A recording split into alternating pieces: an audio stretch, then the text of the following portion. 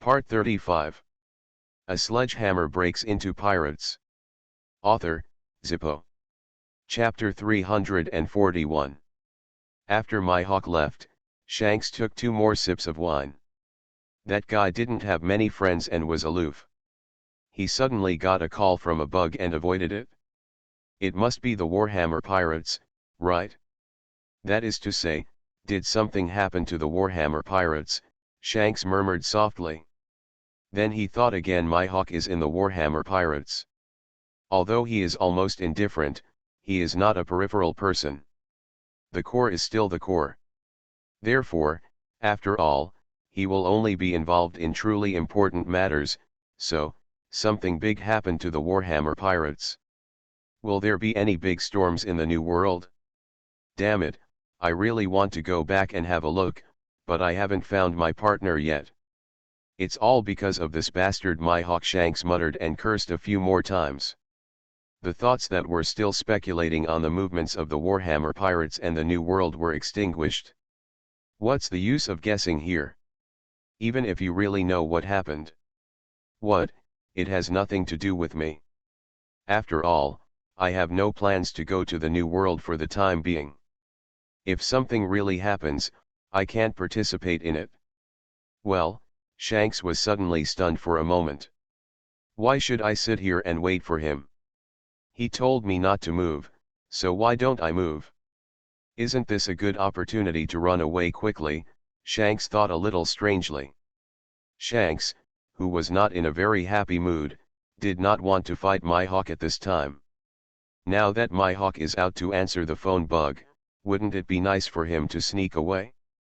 Thinking of this, Shanks drank all the wine, straightened the famous sword griffin hanging on his waist, stood up, and was about to run away. But as soon as he stood up, he saw Mihawk's the guy walked in from outside the pub again. And this bastard really had 2 oranges in his hand. Dry, Shanks cursed secretly, and sat down helplessly. He has accepted this reality. Since he is unable to resist life, he can just find a comfortable position, lie down and enjoy it. Mihawk held 2 oranges in his hand, with an excited smile on his face, as if he was very happy, and quickly walked over. Then he sat down and handed the orange in his hand to Shanks. Give it a try, Mihawk said with a smile. Shanks took the oranges from Mihawk and said, Did you really buy 2 oranges? Isn't that natural? When I came here just now, I happened to see someone selling at the door. Mihawk was stunned for a moment, and then explained. No wonder he came back so soon, Shanks muttered. What's wrong? What are you saying? Mihawk asked with some confusion. Nothing, Shanks responded weakly. Then, he had no intention of peeling the orange peel, and took a bite directly like eating an apple. With a look of lack of interest on his face, he said, Come on, don't you just want to fight? I will satisfy you. Like you said, it's better to choose the day than to hit it. There is a mountain behind here. Do not fight. Mihawk suddenly spoke and interrupted Shanks. Shanks, who was talking, suddenly held back his words, his face became very ugly, and he felt very aggrieved.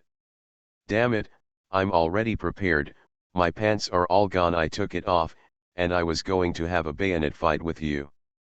But you bastard, put up your pants and left? What does this mean? I'm mentally prepared. I'm already lying down. The one who said he was going to be beaten was you, you're the one who said you won't fight. What are you doing? Do you really think that I, Shanks, am easy to bully? I have something important to do, very urgent, and I am now preparing to return to the New World and Avalon, Mihawk said directly without waiting for Shanks to complain. Then, with a slightly apologetic and ashamed expression on his face, he continued to say to Shanks, This time it's really, next time, definitely next time, I will come to you then and do a good job.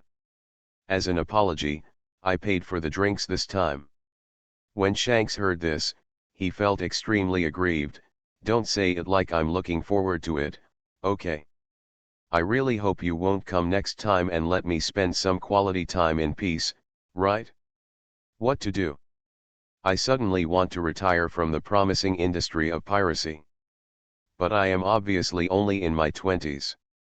After a long time, a few words popped out of Shank's mouth. Did something big happen? My hawk nodded, but had no intention of saying more. Shanks didn't ask any more questions, but looking at the excitement and joy that couldn't be hidden in his brows must be a good thing, right? Could it be that Orgrim suddenly killed Whitebeard? Probably not. For such a big thing, even in the countryside of Donghai, there will definitely be news. My hawk is indeed very excited and happy now. Because that bastard Orgrim has a successor.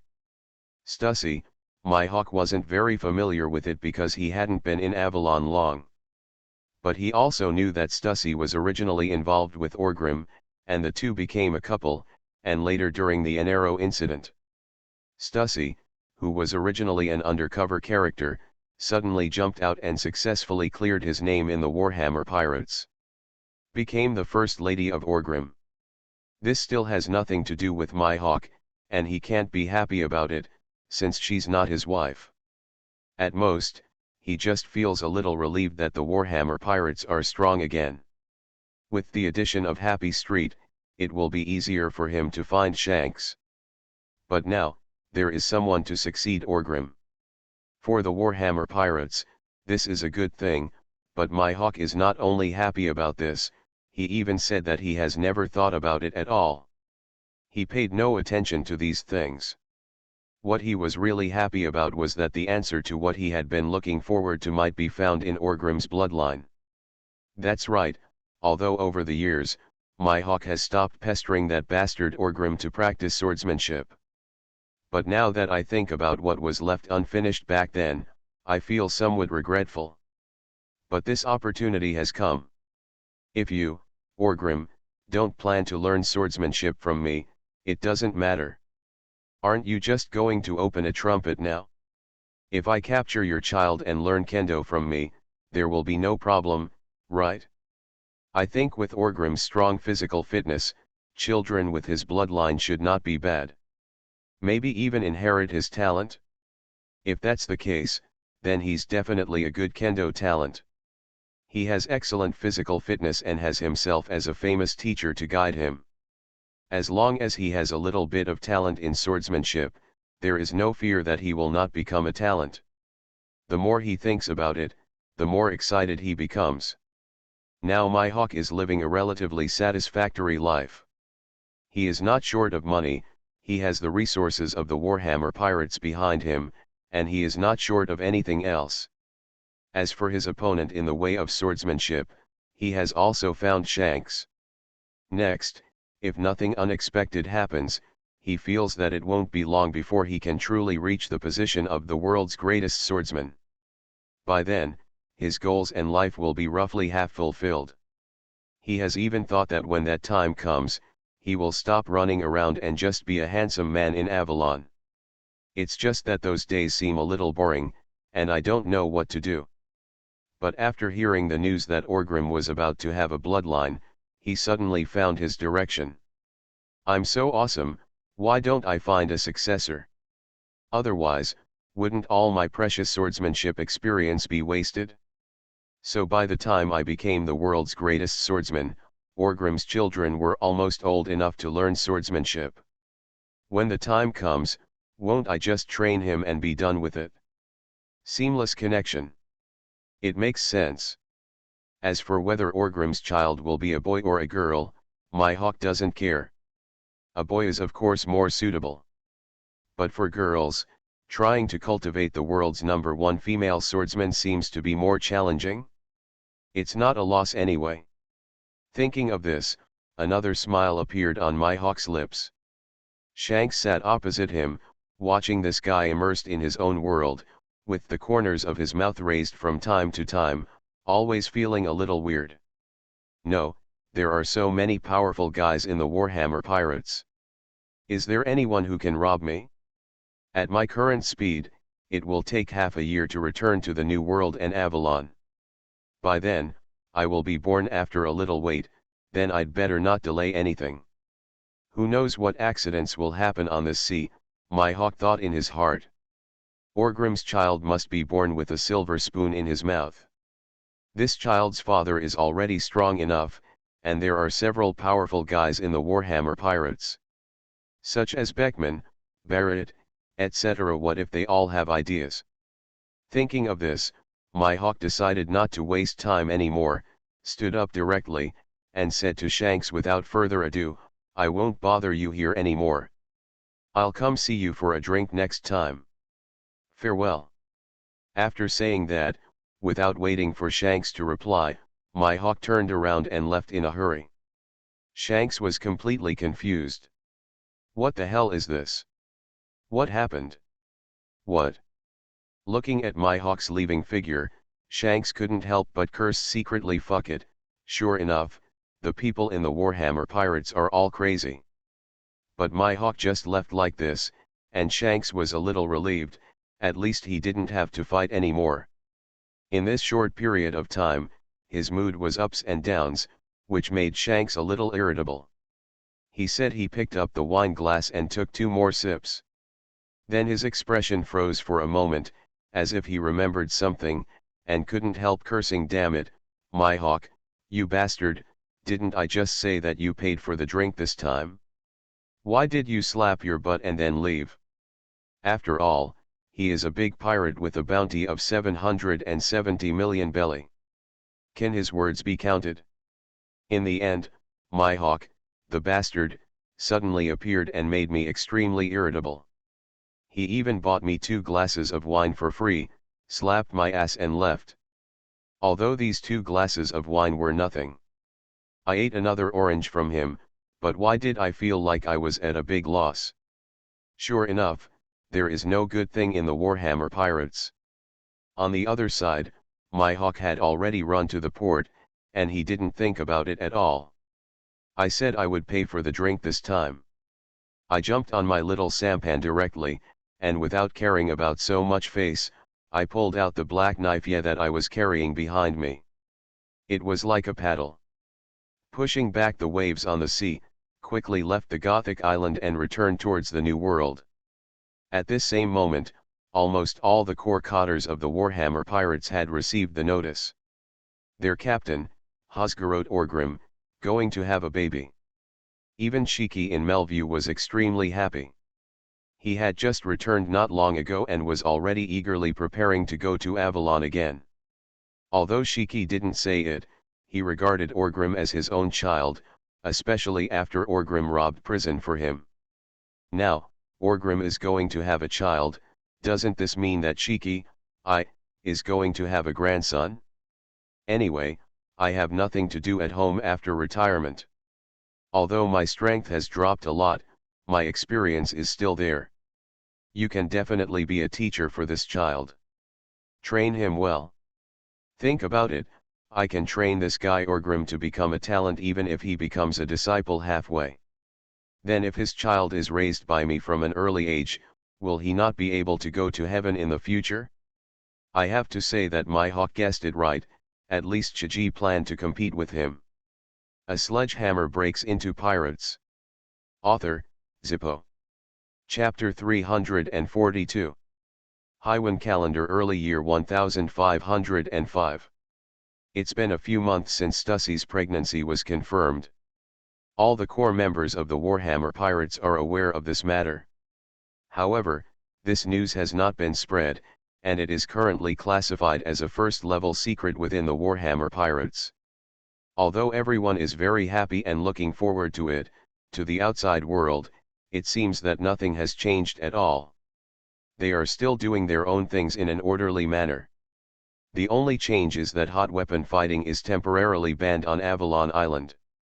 Anyone who dares to open fire on Avalon Island will be directly arrested and sent to dig a cesspool, regardless of your identity. The World Conference also came to an end in 1504. Although it was a big fanfare, in fact, this World Conference did not bring any far-reaching impact on the world. I heard that they focused on how to deal with the Revolutionary Army, but in the end, they did not come up with any effective regulations. Although I don't know how the Revolutionary Army is currently developing, judging from the increasing number of arms they are purchasing, it should be very good. During this time, nothing particularly noteworthy happened at sea. What is a bit interesting is that Fisher Tiger was going around the sea to crack down on the slave smuggling business.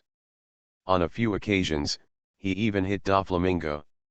If this guy hadn't run fast enough and was a fishman, he might have been killed by Doflamingo. Orgrim had no intention of meddling in this matter. Although both parties were considered acquaintances of his, he had no intention of getting involved. Apart from this, the Big Mom pirates seem to have been thinking of ways to quickly increase their strength. On Orgrim's side, everything is in order and there is a detailed development plan. As long as nothing unexpected happens, the power of the Warhammer pirates will continue to grow as time goes on. And he and Kaido also maintained a friendly relationship. Not long ago, Kaido actually came to Avalon and had a long-term chat with Orgrim. If it weren't for Stussy being pregnant, Orgrim might have really died before Kaido came. Ran away. I stayed there for about 2 months. Kaido also had something to do with him, and Orgrim's wife was pregnant, so he didn't have much time to drink and develop a relationship with him. In the end, he left. However, this incident seemed to stimulate Charlotte Lingling, making her realize again that among the 4 major pirate groups, she was currently in the most unfavorable situation. Whitebeard is powerful enough, and Kaido and Orgrim are vaguely complicit. If she, Charlotte Lingling, doesn't think of a solution, then maybe when the situation changes, she will be unlucky. Therefore, during this period of time, I heard that Charlotte Lingling has been thinking of ways to get married as soon as possible to enhance the strength of her Big Mom pirates. What is interesting recently is that her target seems to be the Kingdom of Germa in the North Sea. Although the Kingdom of Germa has always been a member country of the world government, it enjoys all the rights of the member countries. But in fact, there is a deep conflict between the Germa Kingdom and the world government. I heard that they had a very unpleasant quarrel with the world government at this world conference. The Vinsmoke family has always wanted to restore their former glory in the North Sea, but the problem is that the world government is afraid of their ability to cause trouble, and is not even willing to give them a fixed territory. So far, the Kingdom of Germa has the name of a country, but no actual territory. It can only rely on the warhouse to wander around the sea. The lack of actual territory means that the Germa Kingdom cannot have sufficient human resources and can only rely on clone warriors to form its citizens. Although the combat effectiveness is strong, it cannot create production value. Therefore, the Kingdom of Germa can only live in the Dark World, relying on war employment, and has never been able to truly unleash their scientific research power and become a powerful country, let alone fulfill the great ambition of the Vinsmoke family and dominate the world. North Sea. This is the fundamental contradiction between them and the world government, and they cannot coordinate. Because of these dirty things, the Kingdom of Germa, which is nominally a franchise country, has been looking for some changes and opportunities to break through the status quo. According to the original development of the story, it would be more than 10 years later before the Kingdom of Germa took up Charlotte Lingling's line and wanted to use the power of the Yonko pirates to complete their ambitions. But in the end, this matter was about seeking skin from a tiger. Charlotte Lingling had no good intentions at all and wanted to directly annex them and obtain their technological power. But now, because Charlotte Lingling felt very bad, she was also looking for some changes and opportunities, and contacted the Kingdom of Germa in advance. Although the two parties have not yet reached an agreement, it is very likely that they will be mixed together. Of course, Orgrim is also paying attention to this matter. Don't look at Charlotte Lingling's gift of Tears of the Ocean Goddess to Stussy last time, which seemed priceless. But in the final analysis, there is still a competitive relationship between them. If there is a chance to cause trouble for that dead old woman and disrupt her plan, Orgrim will still be happy. But the problem is that Orgrim has not had a suitable opportunity until now, and more importantly, there is not enough benefit. Therefore, until now, he has not secretly interfered with anything. At this time, Orgrim was in his room, with his upper body naked, exposing his strong muscles, lying on a bed that looked a bit like an operating table. Beside him, sat Queen Stussy. However, Queen Stussy's appearance has changed a bit at this time. She has gained a little weight, and her belly can no longer be concealed, and has become a round bulge. Queen Stussy is holding a needle in her hand, which looks a little thick and special, and around her, there are many special paints. She dipped the needle in her hand into the paint, and then carefully pierced Orgrim's back muscles. Yes, this woman is tattooing Orgrim. In fact, Orgrim didn't have any idea of getting a tattoo, and he didn't like it either. I don't want Stussy to be tired, but Stussy seems to be a little bored with her leisure time. After spending the first few lazy months, she always wants to find something to do. It's just that there was no direction until Kaido came. When Orgrim was exchanging business blows with Kaido, he casually complimented Kaido's domineering dragon pattern on his body and said something about it. Stussy secretly kept it in mind. Later, I studied the art of tattooing for a period of time. After studying alone for a period of time, 2 days ago, I dragged Orgrim to get him a tattoo or something. Although Orgrim didn't think it was necessary, seeing that Stussy was really bored and really worked hard to study and research, he was very considerate. In the end, Orgrim agreed to the matter in order to prevent Stussy from sulking. The tattoo is not a special pattern, it is just the logo of the Warhammer Pirates, a skull and 3 short-handled warhammers combined. It is very domineering. What to say about Stussy's craftsmanship? Although she was very solid in theory, she had no experience in getting started, and her tattoos were twisted and ugly. Fortunately, Orgrim's physique is very special. As long as he is willing, he can restore all the tattoos to the original, allowing Stussy to continue practicing. It was just that he was a little helpless from being pricked with needles all day long. But this kind of thing is just a habit. After getting used to this kind of stinging pain, I no longer feel any discomfort, and even occasionally feel a little secretly happy, which almost made Orgrim wonder if he had awakened some strange attribute in Stussy's hands. Stussy took 2 injections, then nodded with satisfaction, and said with some pride, "It will definitely be no problem this time. It seems that I am still very talented in this area." Orgrim lay on the bed, holding a piece of information in his hand and reading it, listening to Stussy's words. He couldn't help but smile and said, "Your talents are all developed through my pain."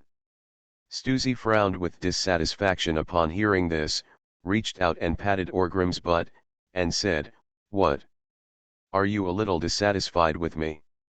Orgrim quickly said, "Then what? Maybe. No one in this world can be dissatisfied with you, Queen Stussy. After all, you are beautiful, have a good figure, have a great temperament, and can give me children. How can you be dissatisfied?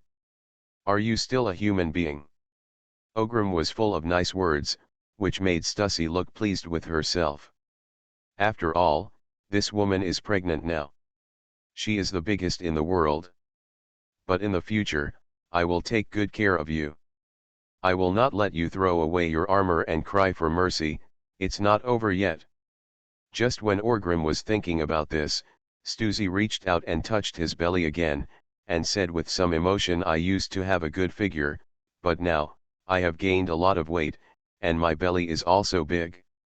When Orgrim heard this, there was a gentle look in his eyes.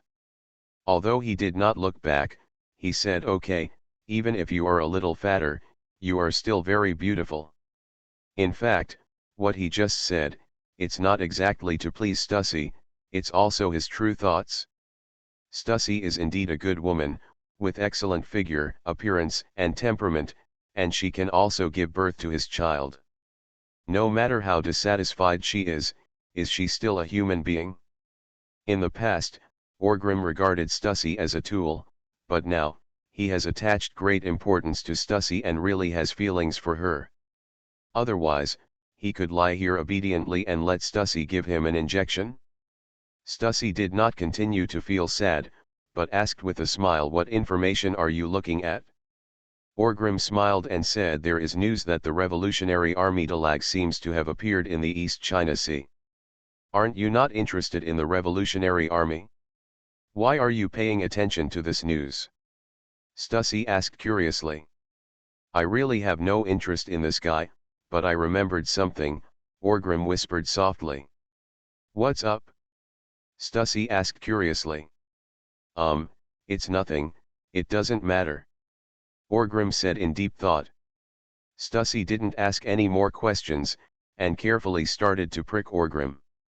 And Orgrim thought, "Dong Hai, Drago is going back at this time, probably because that kid Luffy is about to be born, right?" Although he was a little emotional, Orgrim didn't take Luffy seriously. It was as if he was a child of destiny, but it's quite easy to deal with him. This thought was quickly swept away, and Orgrim continued to read the next piece of information. There was no useful information. It was said that Crocodile sent people to Avalon to buy a special contraband, dancing powder. It's probably because that guy is planning to cause trouble in Alabasta. Let's get some dancing fans back to try the water first. That guy is now nesting in the front half of the Grand Line. The sky is high and the Emperor is far away, and no one can care about him." Orgrim smiled casually and turned over. At this moment, Robin, a little girl, poked her head out of the door and looked inside curiously. Orgrim smiled upon seeing this and asked, "What's wrong?" "Robin. Mr. Orgrim, Lord Mihawk is back. He seems to be arguing with Boss Shiji about something." Robin smiled, walked into the room and said, "Mihawk? That guy is actually willing to come back. Is Boss Shiji here too?" Orgrim smacked his lips and said, "Well, it's not just Boss Shiji, it seems that Mr. Indigo and Mr. Caesar are here too." Robin nodded again and said, "Why are all these guys here?" "No more research," Orgrim murmured strangely. But at this time, Stussy was seriously giving him a tattoo. Those guys didn't rush to find him. It shouldn't be a big deal, so Orgrim didn't rush either. And Anan lying down here steadily, he and Robin started chatting casually. "You are listening to Novels at Bless Up channel. Wish you happiness and luck. How do you feel about this novel? Please like and leave a comment." A Sledgehammer Breaks into Pirates. Author, Zippo. Chapter 343. After getting half a hammer tattooed, Queen Stussy felt a little sleepy. After all, she was still pregnant. Orgrim didn't want to suffer anymore, so he quickly coaxed this beautiful woman to take a nap. After Stussy fell asleep, Orgrim left the house and went to see Shiki, Mihawk, and others. Shiji had wanted to come for a long time, but Stussy had just been pregnant not long ago, so it was useless for him to come. Therefore, I suppressed my eagerness and calculated the time now.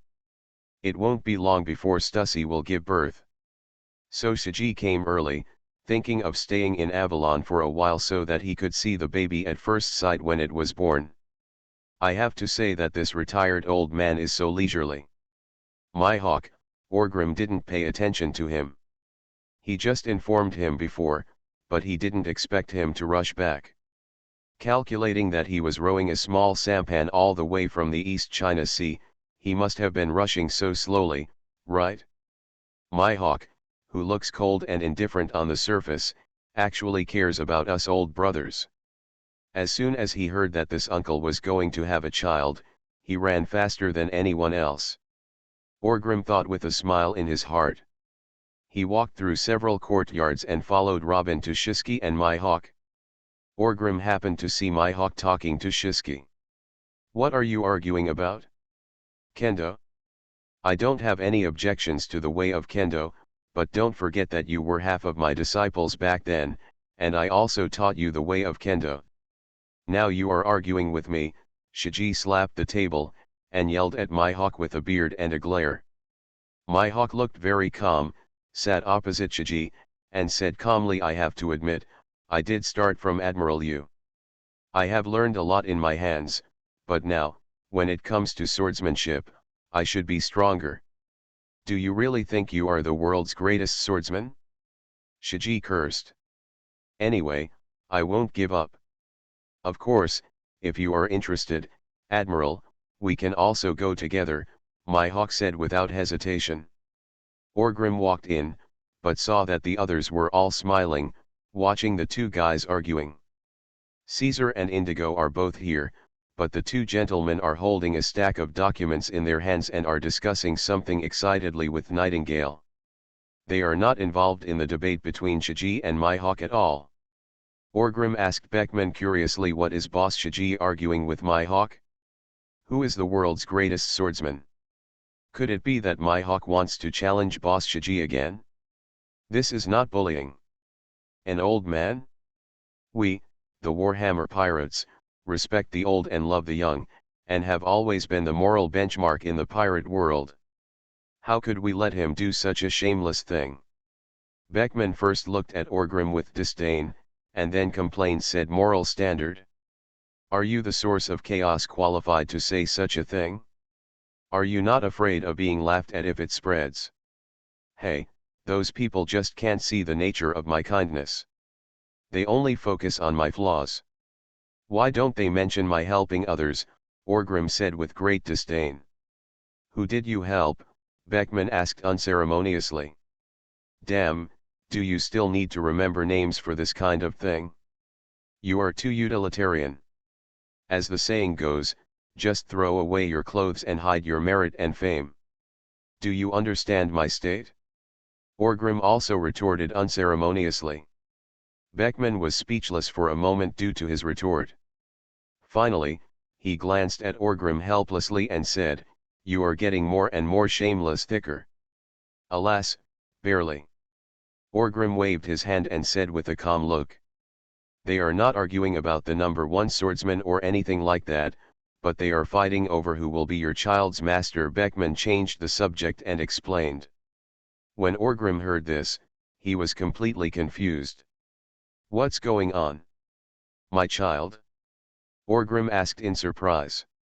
That's right, my hawk and Boss Shiji both want to teach your unborn child how to learn swordsmanship, and now they are fighting over each other. Beckman nodded and said. Damn it, the father, didn't even say anything, so why are they arguing? What kind of swordsmanship should I learn? Are you looking down on my hammer? Am I so strong? Should my child be taught by someone else? Orgrim said in a loud voice. Beckman glanced at Orgrim and said, why are you telling me this? I have no intention of arguing about this. Just go ahead and talk to them. Orgrim turned his head and glanced at Shiki and my hawk, who were slapping the table and staring, almost starting to fight. He felt that if he joined in now, the two bastards might join in. He turned his gun and used the sword technique. Name, criticizing myself as a hammer master. Therefore, Orgrim smacked his lips and said to himself, forget it, I am not as knowledgeable as them. I have many skills. It's okay to learn some swordsmanship. It mainly depends on talent. Beckman smiled, but did not expose Orgrim's ugly face of bullying others. The two casually chatted about other things, and Orgrim walked inside. My hawk and Shiji treated him as if he didn't exist. They didn't ask for his father's opinion at all. They were still there. They argued without giving in. Orgrim ignored the two of them. Instead, he walked to Caesar and Indigo and asked curiously, why did you two come out of Melview? There is no research over there. Caesar and Indigo, who were having a heated discussion with Nightingale, turned around quickly after hearing Orgrim's voice. Lord Hammer. Boss Orgrim. Caesar and Indigo first said hello to Orgrim. Then Caesar, the licking dog, quickly said, didn't you hear that Master Stacy is about to give birth? No matter how busy we are, we still have to come and congratulate ourselves.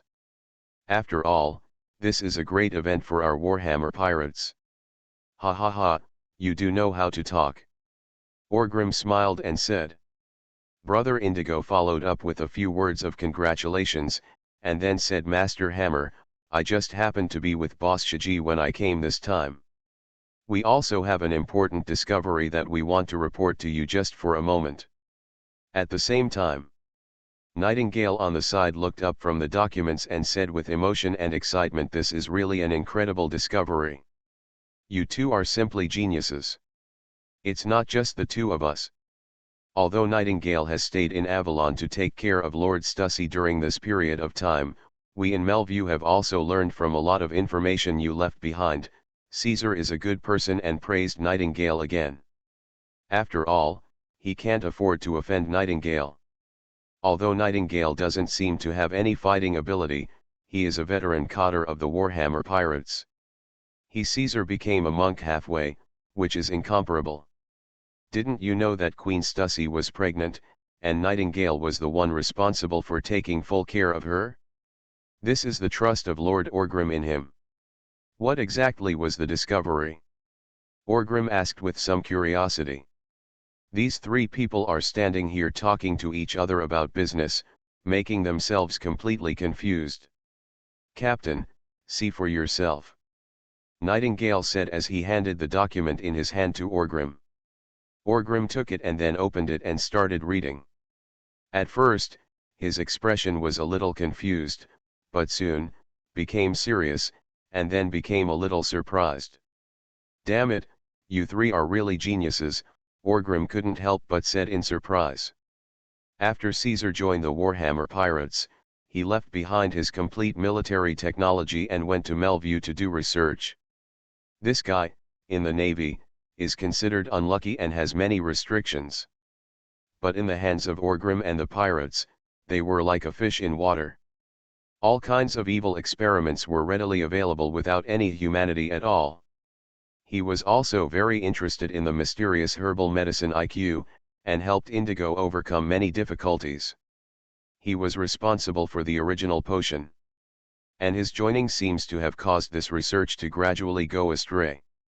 Although Indigo is also an evil scientist, he still has some bottom lines in what he does. Caesar is the kind of person who has no moral integrity and no bottom line. He was crazy about human experiments in Melview. It's also thanks to the Warhammer pirates that they have a big business and a lot of death row prisoners in their hands, otherwise this guy might be so crazy that he wants to operate on ordinary people. There is nothing to say about this guy doing human experiments. But he seemed to never be able to stop his restless heart, after discovering that IQ can effectively stimulate biological evolution and allow animals to awaken some strange abilities.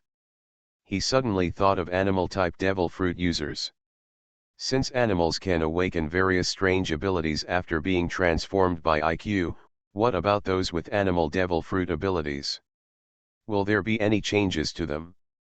After killing more than a dozen animal-type devil fruit users, Caesar finally discovered some interesting phenomena in his inhumane and evil experiments.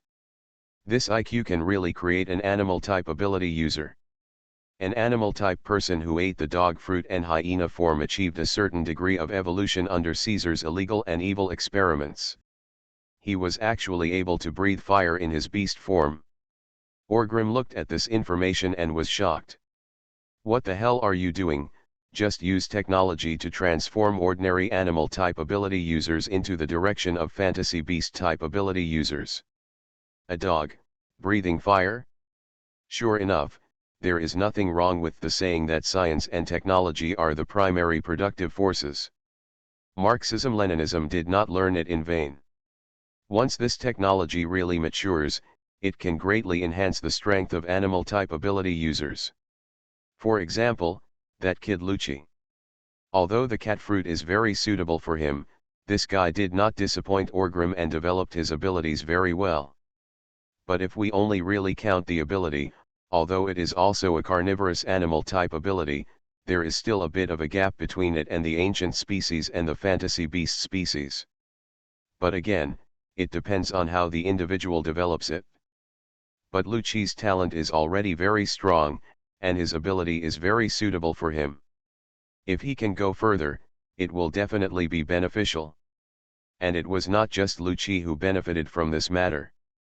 What's more, if technology can make breakthroughs in the future, those artificial animal devil fruits will also be made more flashy. Orgrim doesn't mind forming a special legion like Kaido as a trump card. In short, the emergence of this technology will have great benefits and improvements in the future for the overall strength of the Warhammer pirates.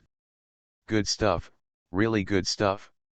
Orgrim said happily, and then asked, so, is there any problem, this technology? Caesar smiled awkwardly, then nodded, not daring to hide anything, and said directly, similar to our experiments on animals, although the purpose of evolution can be achieved, but, it will affect the spirit and make you very irritable. We have also brought this ability user, but he has gone crazy. Orgrim was stunned for a moment. It doesn't matter if this animal is crazy. It is used as a weapon anyway. The crazier and more violent it is, the more powerful it is. Moreover, this animal belongs to Shiji, and Orgrim also. I'm not going to get involved, so I'll just share the results. But if this person is crazy, that's not okay.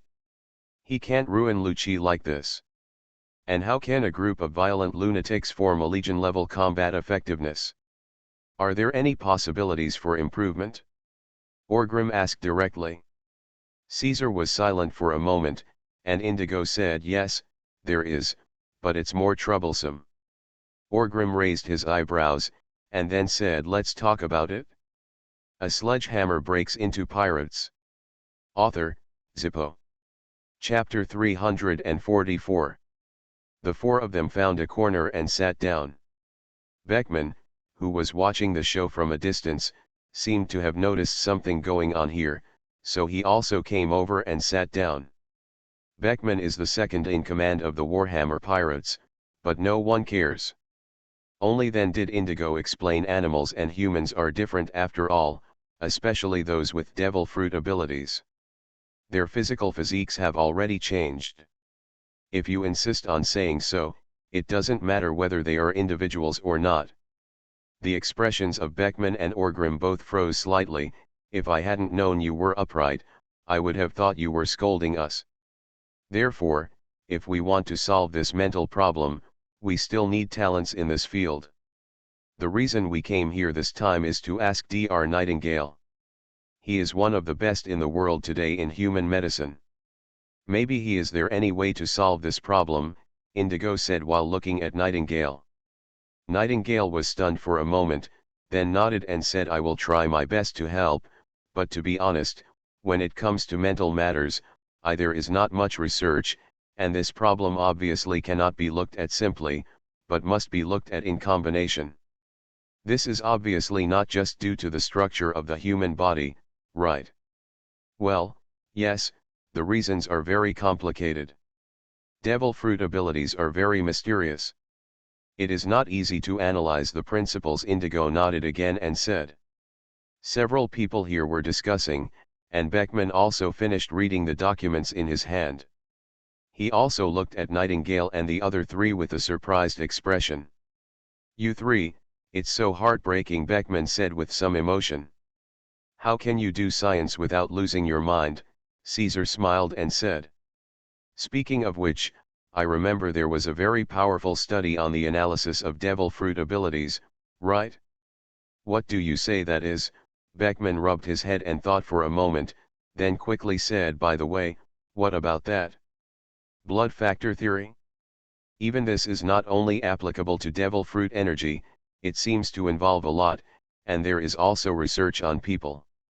Orgrim also remembered the same thing and said, yes, can the bloodline factor theory help in this regard? Indigo nodded directly and said, although he is not sure, Caesar thinks so too. He has been exposed to this theory to some extent and thinks that this research may be able to help me. Orgrim grinned, looked at Caesar and said, you are really a talent. I didn't save you in vain. Since you have the means, just go ahead and do it. This matter is very important to our Warhammer pirates. It's very important. If you need anything, you can ask for it. Are the funds enough? In the past, If Caesar was praised like this by Orgrim, Caesar would feel dizzy. But this time, he seemed very embarrassed. He smiled at Orgrim sheepishly, and for a moment he looked like he didn't know how to explain. Orgrim was stunned for a moment, then looked at Indigo and said, "What's wrong? Still have questions?" But he didn't let Indigo speak to help. Caesar said with some embarrassment, "Master Hammer, so what? My research on ancestry factors, it's really limited. I had some problems with that Vegapunk at the beginning, and this theory was a first-class secret, so my participation was not very high." Orgrim was silent for a moment, and then said, "In other words, with your level in this area, you can't handle it, right?" After hearing what Orgrim said so straightforwardly, Caesar didn't dare to quibble.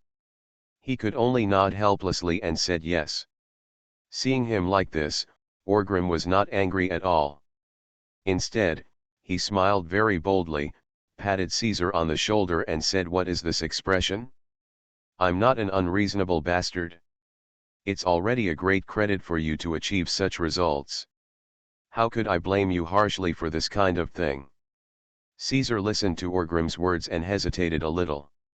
He breathed a sigh of relief and said with a smile, "Master Zui, I hope you understand. So what you are saying is that now we need experts who understand the blood factor theory?" Orgrim asked again. Indigo and Caesar nodded together, admitting the matter. Orgrim sighed, and then continued, "The blood factor theory was proposed by Vegapunk. That is to say, you want me to get Vegapunk. This is a bit too much. Vegapunk is closely protected by the Navy's scientific force. Punkacid Island is an island without coordinates and magnetic fields. It is called the Island of Non-Existence. It will be related to the Revolutionary Army in the future. That lair is similar to Brother Baradai. Although this guy Caesar also came from there, he doesn't know the way at all. Even if Orgrim wants to get Vegapunk, to be honest, he can't even go there. Know how to get there? It is precisely because of the mystery of Punkacid that the Navy placed its scientific troops here, so unless you are lucky, you cannot get there. And even if you can find it, the strength of the Navy there cannot be underestimated. Porisalino is probably sitting there now. Not to mention this, Orgrim believes that with the importance of Vegapunk, even if the world government kills him, he probably will not be allowed to be killed by other forces. Under control. Because this guy is really too dangerous.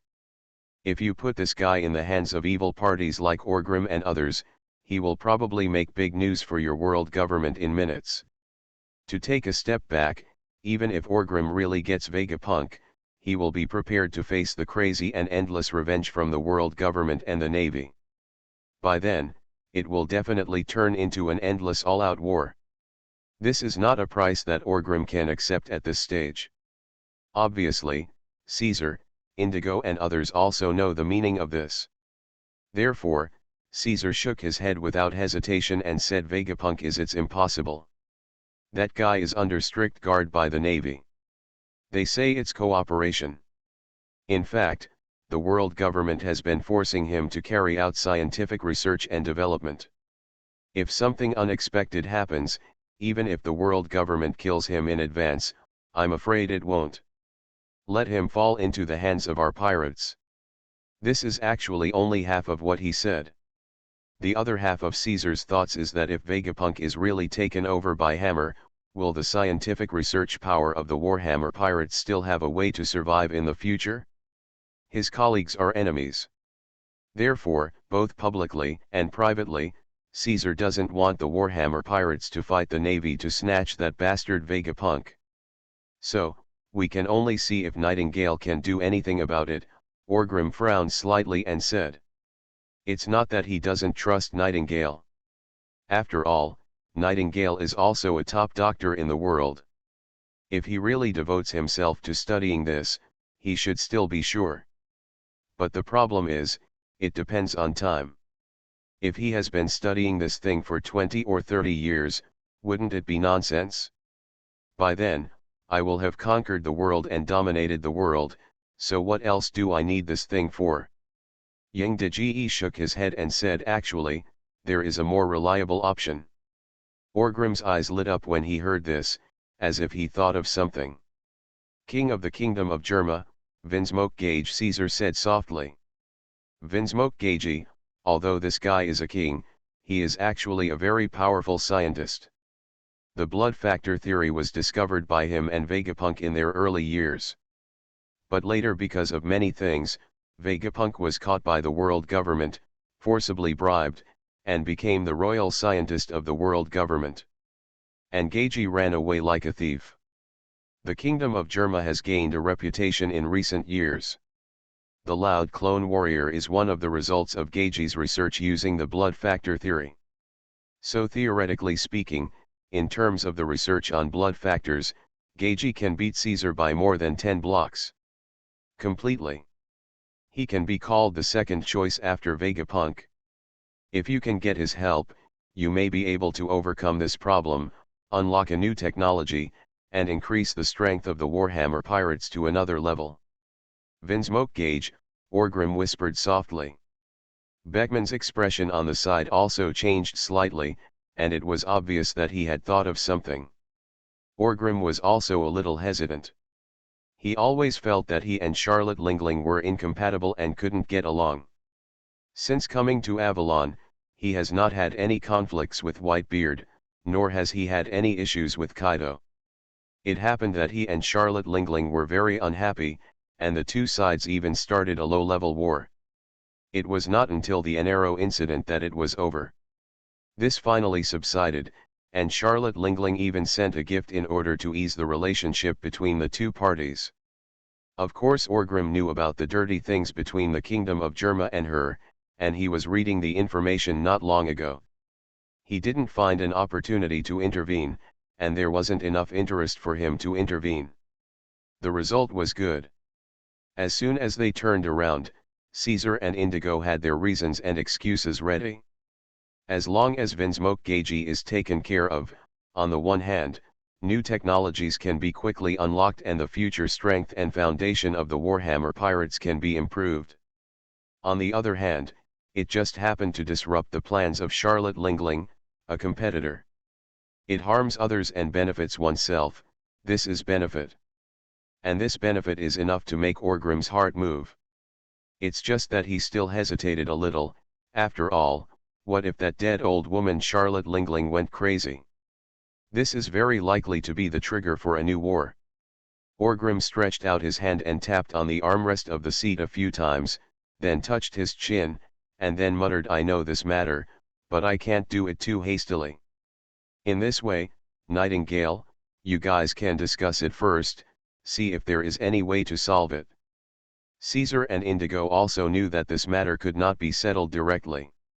Otherwise it would be too much child's play. Therefore, they also nodded and responded, understood, Lord Hammer, we will try our best. Orgrim encouraged them a few more words, then stood up, winked at Beckman, and no one bothered these three crazy scientific research talents anymore, and walked slowly towards the door. Do you think it's worth it? Orgrim asked Beckman softly. Beckman smiled and said, is this worth it? There are too many uncertain factors, and it can't be said that with that Vinsmoke Gage, these problems can really be solved, right? So what you mean is, Orgrim asked again. I haven't thought about it yet. This matter still needs to be discussed. For example, what attitude should we have towards that Vinsmoke Gage? Do we need to make him surrender to us, or do we need to ask him to do us a favor? For another example, estimate the will and determination of the Big Mom pirates, Beckman said softly. Yes, to be honest, the current situation is very calm, and our Warhammer pirates are also developing step by step. If it is not necessary, I really don't want to cause any trouble, Orgrim smacked his lips and said with some emotion. Sometimes plans can't keep up with changes, and many things are so unreasonable. To be honest, even if this incident hadn't happened, I was still thinking about whether to intervene in the affairs of the Big Mom pirates and the Germa Kingdom. After all, if they really get together, With Germa's scientific research technology and Charlotte Lingling's background, they can soon be transformed into powerful strength. To what extent can they be enhanced? It's hard to say. This is where I hesitate, in case, when Beckman said this, he stopped talking. Orgrim also understood his thoughts. Could it be that he was hesitating about these things? It wouldn't be a big deal if the two of them only cooperated to a certain extent and strengthened it slightly. But what if there is a real chemical reaction and the Big Mom pirates suddenly increase in strength? This is definitely not good for the Warhammer pirates. Therefore, whether or not to intervene mainly depends on the degree. However, at present, neither he nor Beckman can measure this degree, so the two of them hesitate. War, it's really the eternal melody of this world. Orgrim smiled and murmured with emotion. Please give me monthly tickets and flowers at the end of the month, big guys. A sledgehammer breaks into pirates. Author, Zippo. Chapter 345. It was still a calm day. Orgrim was lying on the bed, and Queen Stacy was holding a tattoo needle in her hand and was continuing to tattoo Orgrim. At this time, her movements were obviously more skillful, and the entire tattoo logo was half completed. Half of the skull and 2 hammers were already hung on Orgrim's back. At this time, Orgrim was obviously used to this slight sting and didn't take it seriously at all. Queen Stacy dropped a needle on him, but Orgrim lay there sleeping soundly. You can even see a snot bubble hanging on the face that grows and shrinks with breathing. At this moment, there was a sound of footsteps outside the living room door, and not long after, Enel walked in from the door. As soon as he entered the door, he saw Stussy tattooing Orgrim, while Orgrim was sleeping soundly. This made Enelu a little confused. Didn't Boss Orgrim send someone to call me back? Why is he sleeping? Since Stussy became pregnant, Enel and Loki have been kicked out from the courtyard. Only Robin, a little lowly who likes to read quietly, can still stay here. Lucci is okay, there is not much movement in his ability development, he is just a lively person and likes to make noises. But as for Enelu, he hasn't been out much since the last incident. After all, since then, the Warhammer pirates have calmed down again, and there is no need for him to go out and stir up trouble. Moreover, Enelu also realized many of his shortcomings and was no longer so anxious to make a name for himself in the sea. He concentrated on continuing to practice on Avalon and hone his strength. Domineering and other things, to the point where it is now, it's all hard work, accumulated bit by bit. Therefore, he focused on developing his Thunder Fruit abilities. But just like the name Thunder, when his abilities are developed, he makes a lot of noise, and Stussy is pregnant, how can he be so pretentious? Therefore, Enel was kicked out of the main island of Avalon by Orgrim, and he could go to any uninhabited deserted mountain on the 4 surrounding islands to practice on his own. Aniru doesn't have any objections to this.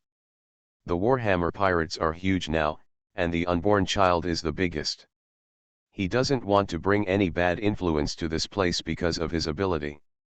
Today, he went to practice early in the morning. As a result, he was called back by a phone bug sent by Orgrim just after he was busy there for a while. I was a little confused. After I hurried back, I found that my boss was sleeping. Stussy also saw Enelu and nodded to him with a smile. Enelu also smiled and responded. Stussy then stretched out her finger and popped Orgrim's snot bubble. There was a soft pop, and Orgrim opened his eyes in a daze. Is dinner ready? Orgrim yawned and murmured.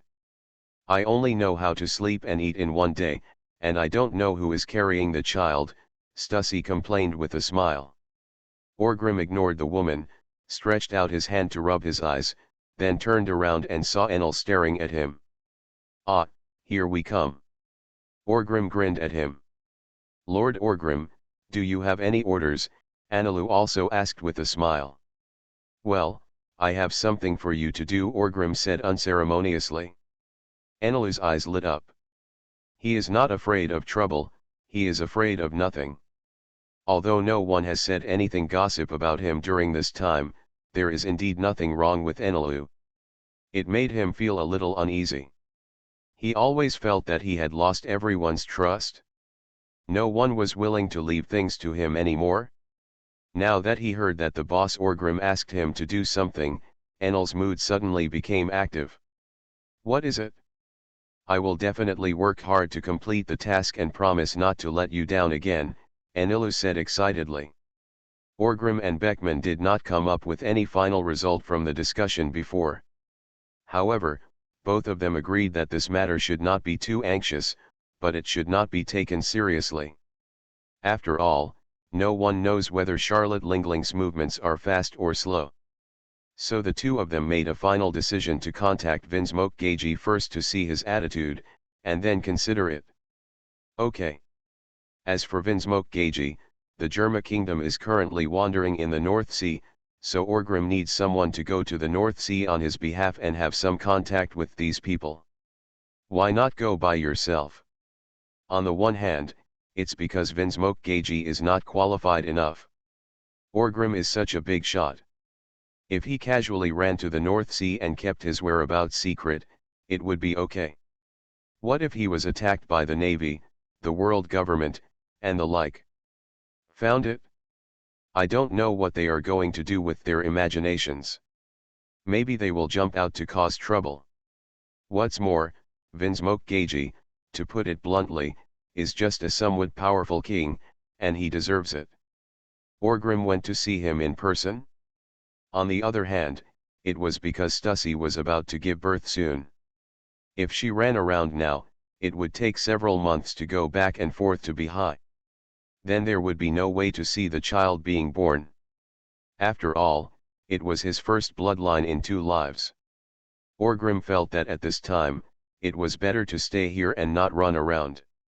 So he decided to let Enel go. Go there on your behalf. It's not that other cotters don't have time. For example, the little Lolita Sphinx is very free. But if you just send a big cotter there casually, it will be a bit conspicuous, and it may directly irritate Charlotte Lingling. What bad consequences will it cause? And to be honest, Orgrim really thinks that Sphinx is not even as reliable as Enel, and he is really afraid that after she goes there, she will end up with Gagi. That guy couldn't get along and blew his head off in a fit of rage. That would be very embarrassing.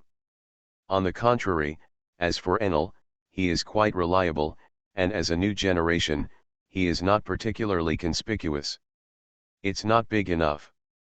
It's just right to send him to see Vinsmoke Gagi. Don't be so serious, Orgrim smiled at first. Then, without waiting for Enelu to speak, he continued, it's not a particularly important matter. You can take a trip to Bihai for me, go to the kingdom of Germa, meet Vinsmoke Gagi, and say I have something that I need his help with. Let's see how his attitude is and I can reveal some information appropriately. Enelu nodded first, and then asked Boss Orgrim, what's the news? What's the matter? I can't tell you clearly at the moment. Go meet Caesar and Nightingale and they will tell you. Orgrim smiled and said. After hearing this, Enelu didn't ask any more questions. He nodded and said, yes, I understand. So what should I say if he says no, after thinking about it for a while? Enelu asked again. Orgrim's eyes flashed, and then he sneered, it depends on what reason he used to refuse. Charlotte Lingling is dead, the old woman is very likely to be colluding with him. We don't know whether the two parties have reached any agreement. If Gagi simply doesn't want to participate in the overt and covert fight between our two pirate groups, it doesn't matter. It's not that I don't have the capacity to tolerate others. If he chooses Charlotte Lingling and the Big Mom pirates, Enelu followed up and said. Then there is no need to give him a good look, just come back directly. The cold look on Orgrim's face disappeared and he said very casually. Enel was stunned for a moment. He thought Lord Hammer would ask him to teach Vinsmoke Gagi a lesson at that time. No matter what, we will gain something by then. At least we will be able to figure out how far they have gone so that we can take corresponding countermeasures. Orgrim suddenly spoke again. After hearing the words, Enel thought for a moment, then nodded and said, "That's it, I understand." Then he thought for a moment and asked, "What if that guy makes any request?" "It's not anything particularly excessive, I can handle it this time." Orgrim waved his hand domineeringly and said very casually. Orgrim could guess what exactly Gagi would ask for. It was nothing more than secretly helping them in the Germa kingdom. A fixed territory in the North Sea or something, or they want to use external forces to fulfill their long-cherished wish to dominate the North Sea. To be honest, Orgrim is unlikely to agree to either of these two requests. First of all, the hands of his Warhammer pirates are not that long and can reach from the New World to the North Sea. Maybe they can exert some influence in the North Sea, but the real power there is still the world government and navy. If he wants to help the Germa kingdom establish its own territory, he will first start to collide with the world government again. This simply doesn't suit Orgrim's needs. Let alone help him dominate Bihai. I haven't even conquered the New World yet, so you start thinking about Bihai. With such a good thing, it's your Vinsmoke family's turn. So the most Orgrim can do is agree to some of their less excessive needs, such as providing them with some funds or arms, which is just side assistance anyway. It is completely impossible for the Warhammer pirates to jump out and support them. "Yes, I understand." Enilu nodded and responded. "You can accept anything that is not too excessive. Although I don't know how to measure excessiveness here, if you encounter something that you are not sure about, you can still talk to Boss Orgrim. Communicate, communicate. Well, without further ado, just arrange your things and let's go." Orgrim nodded and said with a smile to Enel. At this time, Enel had a slightly regretful look on his face. He looked at Orgrim and Stasi and said, "This if we go there once, I'm afraid we won't be able to catch up with our young master's birth. It's really a pity. Gee ha ha ha ha ha, isn't it just to give birth to a child? Why don't you give birth to a baby? Well, hurry up and go." Orgrim laughed and waved his hands and said. Enel also laughed, and finally nodded and said, "Yes, Lord Orgrim, I will go right away." After finishing speaking, Enilu nodded to Stasi again, said hello, turned around and left. After Enilu left, Stasi stopped pricking the needle in his hand and asked softly, "Orgrim, will this possibly lead to a war with the Big Mom pirates?" "Uncertain, although there is this possibility, as long as both of us maintain restraint, the situation should not be so bad. You should also be able to see that I am already trying my best to restrain myself. This should be able to make Charlotte Lingling you understand what I mean, otherwise this trip would not be." Enilu Orgrim said softly. But at the same time, he still had something to say. As the four big pirate groups gradually rule the New World, and as they gradually grow stronger, it is very likely that in the near future, an outbreak of a melee. And this melee will eventually completely define the four emperors pattern of the New World. Of course, it may also be the two emperors, three emperors, or something.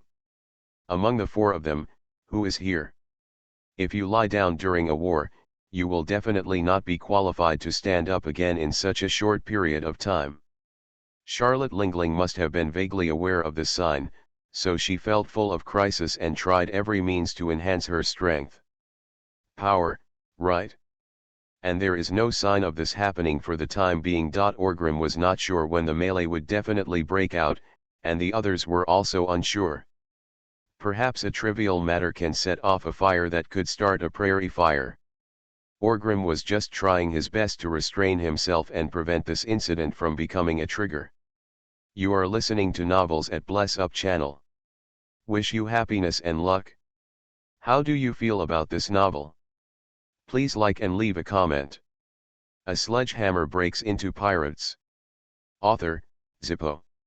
Chapter 346. North Sea. In fact, the influence of the Warhammer pirates in the North Sea is not as simple as Orgrim said. In fact, the Warhammer pirates have a strong influence in the North Sea. Because this pirate group came from the North Sea. It sounds a little funny and ridiculous, but Orgrim, Beckman, Niemann, Planck, and Hank are all guys whose ancestral home is in the North Sea. To a certain extent, it is indeed the pride of Bahá'í people. Especially among pirates, their reputation is very high. Since the Warhammer pirates began to get involved in the business of the Dark World, their influence in the North Sea has become even greater. Because within the four seas, the North Sea is the sea with the deepest connection with the Dark World. The atmosphere in Bahá'í as a whole is rather evil. In addition, Don Quixote da Flamingo did not completely give up his various businesses in the North Sea. He was in the early stage of leaving the North Sea and joining the ranks of pirates. The influence of their Don Quixote family in Bahá'í has indeed declined a lot. But when he embraced Orgrim's Golden Thigh and the Don Quixote family grew bigger and bigger in the Dark World, he found all those things he had lost in the North Sea. In a sense, the presence of the Don Quixote family in the North Sea can be regarded as an expansion of the influence of the Warhammer pirates. Because most people in Bahá'í know that the Don Quixote family is one of the bosses in Bahá'í, and the boss of this boss is none other than the legendary Cazigeros Orgrim of Bahá'í. Therefore, people from the North Sea prefer to regard the Don Quixote family and the Warhammer pirates as one. Enel, who looked slightly tired, walked off the port from a small pirate ship flying the flag of the Warhammer pirates. Looking at the flag of the Don Quixote family hanging on the port, Enel smiled slightly and felt a little admired for Doflamingo. In terms of workability alone, Doflamingo is simply a genius. As soon as he set off from Avalon, Doflamingo seemed to have received the news. On the grounds that Enel had never been to Bahá'í, he insisted on doing his best to be a landlord. Although the others did not come to Bahá'í with him, they had already arranged Anilu's itinerary in Bahá'í. In the name of the Don Quixote family, they even secretly invited Vinsmoke Gagey from the Kingdom of Germa to come and meet at their base. In other words, after Enel came to Bahá'í, he was clearly arranged by Doflamingo. He didn't need to do anything more, just wait here for Gagey's arrival. In order to rush for time, Enilu went straight from the windless belt of the New World to the North Sea, so he hardly had any rest on the way, and he seemed a little tired at this time. As soon as we got off the port from Eni Road, we saw a cotter of the Don Quixote family coming to greet us. Lord Enel, welcome to Bahá'í. I am the general manager of the Don Quixote family in Bahá'í, Gladius Gradius quickly introduced himself. Enel was also a little relieved, because he didn't know this guy at all. Just now he was thinking about how he would respond if this guy came up and greeted him warmly, so as not to look embarrassed. After all, the relationship between the Warhammer pirates and the Don Quixote family is very close. They can regard Gladius as one of their own. But I don't know him. Isn't this embarrassing? Fortunately, this Gladius is very good at being a person. He introduced himself directly when he came up, without being too polite to establish friendship. Because of this, Anilu had a good impression of Gladius and said with a smile, "Hello, nice to meet you. Thank you so much, Lord Doflamingo, for the arrangement this time. Otherwise, I would really have no clue when I came to Bahá'í. Mr. Eniro is joking, my Don Quixote family and the Warhammer pirates share will and woe, and the young master and Mr. Hammer are good friends with deep feelings. There is no need to be so polite between us, as Mr. Hammer often said. The affairs of Don Quixote's family are the same as Orgrim's affairs. To our young master, the matter of Lord Hammer is the matter of the young master. The young master has already told us that we must do our best to assist Annie. Lord Lu, your mission, Gradius said quickly. It can be seen that this guy has a very straightforward character and does not like to beat around the bush. Anyway, thanks a lot. Enel smiled and nodded in response. As for whether Orgrim ever said anything about Don Quixote's family, it was Orgrim's business. Enel thought about it carefully, and it seemed that he had not remembered that he had such words. But is it important? It's not important. In the name of the Don Quixote family, we have invited Vinsmoke Gagey to meet here. He has agreed to this invitation and I believe he will be here soon. Therefore, during this period, Lord Eniro, you can have a good rest on the island and enjoy the customs of the North Sea. Gladia said with a smile. Enelu also nodded with satisfaction and said, I am also looking forward to the hometown of Boss Orgrim. At the same time, in the sea not too far away from the island, a famous warhouse in the North Sea is heading towards the island where Elnilu is located. The person on board this warhouse is none other than Vinsmoke Gagey. Many years ago, the kingdom of Germa and the Don Quixote family had a very fierce rivalry in the North Sea. At first, Doflamingo wanted to borrow Orgrim's power to deal with Germa. As for the kingdom of horses, the result was good. Orgrim didn't stay in the North Sea for long at all, and soon entered the Great Line. Later, the Don Quixote family did overwhelm the kingdom of Germa in the Dark World. At one point, the two sides gradually broke away from the competitive relationship and began to cooperate. Then, Doflamingo cut off his arm and directly cut off Behai's business, and plunged into the wave of the Great Pirate Age. At first Gagey thought that Doflamingo was stupid. He didn't want such a big business in the North Sea and became a pirate. The result was good. Before Gagey could laugh at Doflamingo's stupid behavior, for a long time, Doflamingo just relied on his relationship with Orgrim to raise the flag of Don Quixote in the Grand Line and the New World. And he returned to the Dark World with force. Now Doflamingo's identity in the Dark World is far beyond what Gagey's Germa Kingdom can match.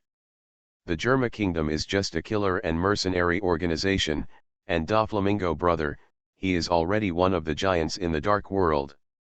He is involved in almost every business in the Dark World.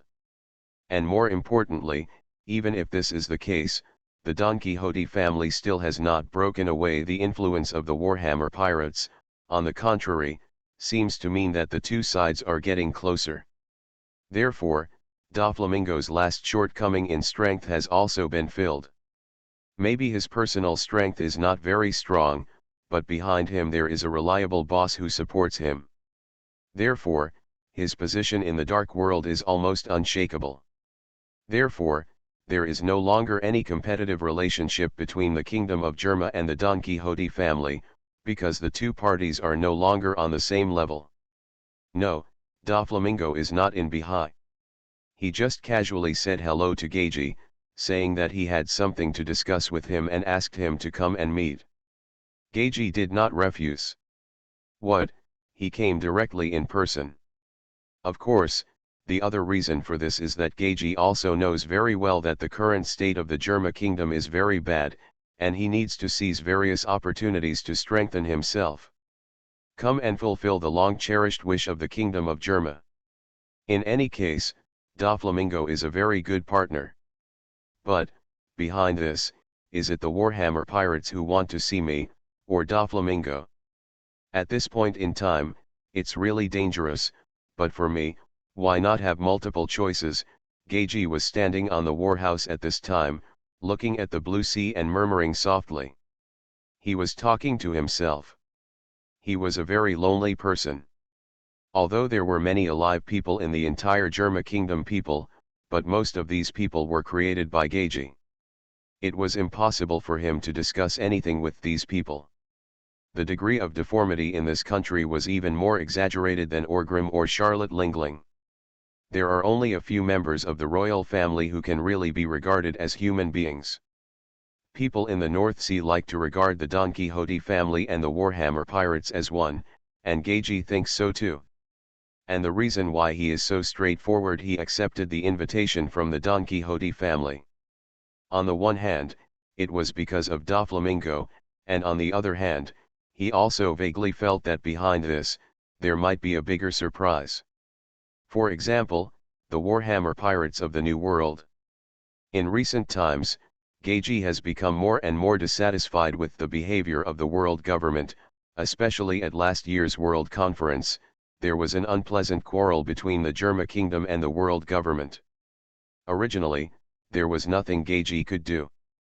Even though he knew that the world government was clearly bullying him, the Germa kingdom, he had no power to fight back. He didn't even dare to really fall out with the world government. He could only suffer aggrievedly. But after that, the situation changed, and the power from the New World came into contact with him. Charlotte Lingling. Big Mom Pirates. This made Geiji's already restless heart become more active. He has long been disappointed with the world government, and he also knows very well that there is no way the world government will agree to the demands of the Germa kingdom. But before, he had no choice. If he followed the world government, he could still maintain his identity as a member country and not be so embarrassed. Without following the world government, it would be impossible for the Germa kingdom to remain in Bihai. So he could only swallow his anger. But now, the Big Mom Pirates have taken the initiative to contact him. It seems that they want to form some kind of alliance with Geiji, preferably a marriage relationship. If we can get help from one of the four most powerful pirate groups in the New World. Geiji is brave enough to say no to the world government. However, Geiji is also a relatively patient guy, and he did not fall over immediately just because the Big Mom Pirates opened their mouth. Because he needs benefits. So the two sides have negotiated many times before, and Geiji just refused to let go of one thing, and he didn't say that he wanted your Big Mom Pirates to help us, Germa, dominate the North Sea. How much does it cost to help us establish a fixed territory in Bihai? As long as this matter can be agreed to, Geiji is still willing to go along with Charlotte Lingling. But like Orgrim, Charlotte Lingling is not stupid. How could she agree to Geiji's excessive request? Orgrim was unable to support Germa in the North Sea to do big things, and Charlotte Lingling was also unable to stretch out such a long hand. Therefore, the two sides have never been able to reach a consensus on this issue. In addition, the two parties are currently stuck on a marriage issue. Because the Wensmoke royal family on Geisa's side didn't have much blood, and his children were still young, so they couldn't meet the standards for marriage at all. You can't marry into the Big Mom Pirates by yourself, right? What will Germa do then? Originally, Geiji was already a little disappointed, thinking that maybe he wouldn't get what he wanted from the Big Mom Pirates.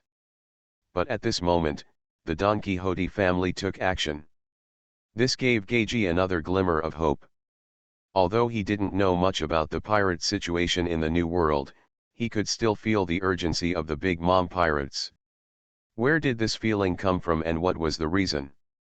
It was very simple. With a little speculation, you could understand that it was the pressure from the other three pirate groups.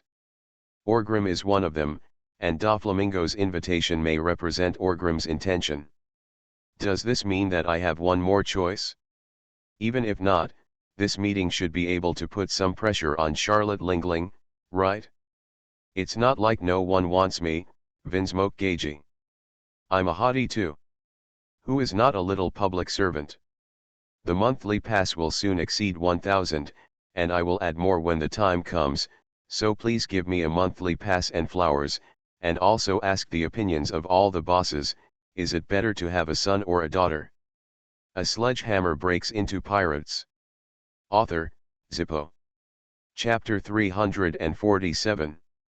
It was different from when I saw Enel. When Gladius saw Vinsmoke Geiji, he became a little colder and less respectful. However, Geiji came here to meet with Enel. Maybe after that, he can reach some agreement with the Warhammer pirates, and he will become a bit of one of his own in the future. Therefore, Gladius did not embarrass Geiji when he came up, but his attitude was just a bit formulaic and polite. Geiji didn't care about this. Although he couldn't compare to Doflamingo now, he had nothing to talk to about Doflamingo's subordinates because of his pride. After the two casually chatted for a while at the port, Geiji followed Gladius towards the residence of the Don Quixote family. He didn't care if Doflamingo would pull some tricks and trick him into killing him. When it comes to moral integrity, he definitely doesn't believe how high Doflamingo's moral integrity is. mainly because there are no conflicts between them for the time being, and they are even still cooperating. Doflamingo is not a lunatic. He arranged a table for no apparent reason and tricked him into killing him. What was he doing? After word gets out, how will Doflamingo behave in the future? Who else dares to cooperate well with him? Businessmen like Doflamingo, in most cases, do not do things in a pirate style. They prefer a kind of harmony is the most important. Like the guy Tesoro in the future, he washed away Doflamingo's golden fruit, but after Tesoro became a talent, Doflamingo still did not choose to take revenge on him. Instead, they directly choose profit cooperation. This is a businessman's method of harmony is most valuable. If you are a pirate, no matter what you do, if you dare to steal my things, I will cut you into pieces and scatter your ashes. Follow Gladius all the way to the residence of the Don Quixote family. Gazhike suddenly asked, sure enough, the person who is going to meet me this time is not your young master, right? Gladius did not continue to hide anything, and said as he walked, yes, my family, the young master is currently in the New World, and the person you are going to meet with your majesty Gagi this time is a big shot. Our Don Quixote family is just a matchmaker among them. Listening to these words, Gagi felt a little hot in his heart. If it were just Doflamingo, the most that would happen this time would be to talk about cooperation in some aspect. But if you are a big shot, it will be more in line with your own interests. Could it be that Lord Orgrim, Gagi secretly thought in his heart. At the same time, this guy Aniro was sitting in the living room of the room, waiting for Gagi's arrival. He held a glass of wine in his hand, took 2 sips, and smacked his lips. He said, Mr. Beckman always talks about how good Bihai wine is. Why doesn't it taste like Avalon when I drink it? Is it because Mr. Beckman misses the smell of the North Sea? He was about the same speed as Giagi, and there was only 3 days between them. In these 3 days, I didn't appreciate much of the customs of Bihai. There was not much to see in the scenery. Food and wine were just that. To put it bluntly, after Enel came down from the Sky Island, his living standard has always been top-notch among the Warhammer pirates. He has everything he should enjoy, eat and drink. He lived like a beggar when he was a child. That memory has almost been forgotten, let alone tasting any unexpected good things in Bihai. It can only be said that he has restored all his energy and spirit in these 3 days, and he is not as good as when he just came to Bihai. That kind of tiredness. And Gladius paired a few beautiful girls with Enel in the evening, which gave him a little taste of the humanistic spirit of Bihai. Gladius knocked on the door. After hearing Enel's come in, he did not go in. Instead, he nodded to Gagi and left quickly. Gagi took a deep breath. He had never seen Orgrim.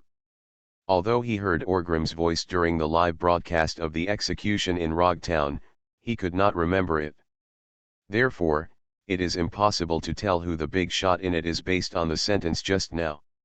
So after calming down a little, Gagi slowly opened the door and walked in. As soon as I entered the door, I didn't see the strong and domineering figure I imagined. It seemed that it was not the legendary source of chaos, Khazgaro's Orgrim. But a slightly younger looking guy who didn't look very familiar was sitting on the main seat in the living room. With a certain look on his face, Gagi quickly recognized this young man. Although his reputation was not that great, Moria's turmoil had attracted the attention of the world, and Gagi recognized this man. It is one of the protagonists in the Moria crisis, Enel. Although Orgrim did not come in person, Gagi was a little disappointed. But facing Enel, he didn't dare to look down upon him, because no matter how good Enel was, he was still one of the cotters of the Warhammer pirates. There were rumors that he was Orgrim's personal disciple. This was not true. What identity could he look down upon? Therefore, Gagi had a smile on his face and said, "It turns out to be the famous Mr. Enel." How disrespectful. Enel was not as cold as Gladius, with a smile on his face. He stood up, put down the wine glass, and greeted him with his empty hand. "Your Majesty Giagi, please sit down." Giagi was still in a very happy mood at this time. "Look. Although the Orgrim didn't come in person, he did have a direct disciple. Sure enough, it's not like no one cares about me, the Vinsmoke clan, I'm a favorite." The two of them sat face to face eagerly, and Anilu poured a glass of wine for Gagi very thoughtfully. After chatting with each other for a while, we gradually became familiar with each other's conversation style. The topic gradually came to the point. "I wonder if Lord Anilu has come all the way to Bihai to invite you. Does he need me to do anything?" Gagi asked with a smile. Gagi seemed to be very concerned about his royal status, talking about my king and so on. Anilu didn't care about his little pride and smiled politely. Then he said, "I come this time to represent the Warhammer pirates and represent the will of Boss Orgrim." Hearing this, Giagi's expression became serious and he said, "Is it the will of that gentleman? I'd like to hear the details." Anilu didn't say anything more, but took out a document from the handbag on the side. Passed it to Gagi. Gagi's expression was a little strange, but he still reached out and took it, and then quickly started to read through it. Soon, his expression changed. It felt as if his identity had changed from a king to a scientist, with some excitement in his eyes. "Yes, this document is exactly the issues related to the evolution of animal-type ability users that Caesar and Indigo summarized. It still conceals some important factors, but the issues are also raised very clearly. It is impossible to truly conceal the entire research. With Gagi's talent in scientific research, as long as he is given an idea and a point, and he spends some time, he can always reverse the research. But this kind of covering up key points is mainly a matter of attitude. I'm telling you, you'd better not study blindly what the Warhammer pirates have done, otherwise if something goes wrong in the future, I'll be the first to deal with you." On the other hand, the main fulcrum of this research plan is the herb IQ. Only Melview in the world has the ability to produce and cultivate this herb. Without this thing, all research is empty talk, so even if Gagi infers something from this document, it doesn't matter. He can't study it anyway, and there is no real possibility of technology leakage. Violent mental problems cannot be solved, and people with abilities will become madmen after they are evolved. Isn't this just right?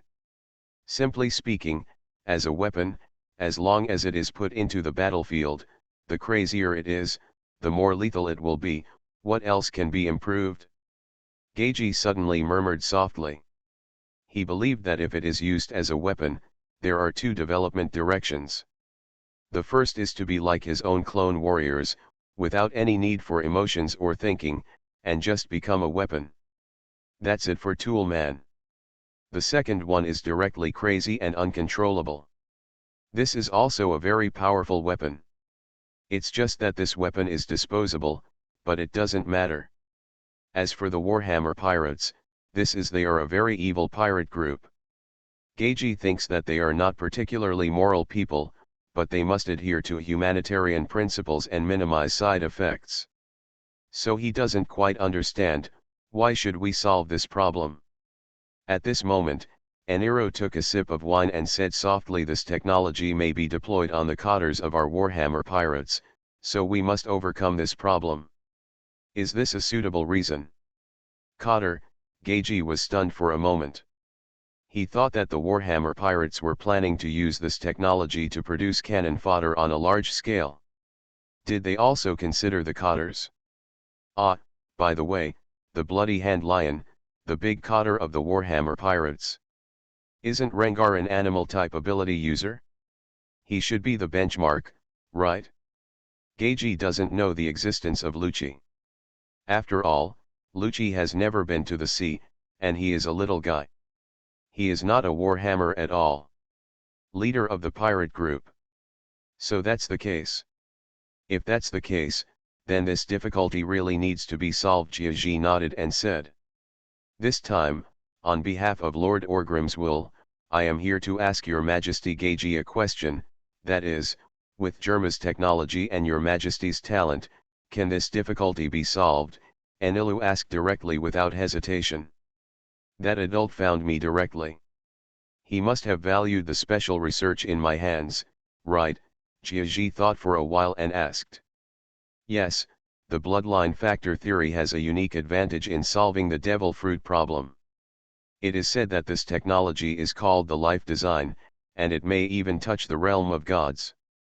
So, we, Warhammer Pirates Tuan has reason to believe that this technology may be able to solve the current difficulties, right?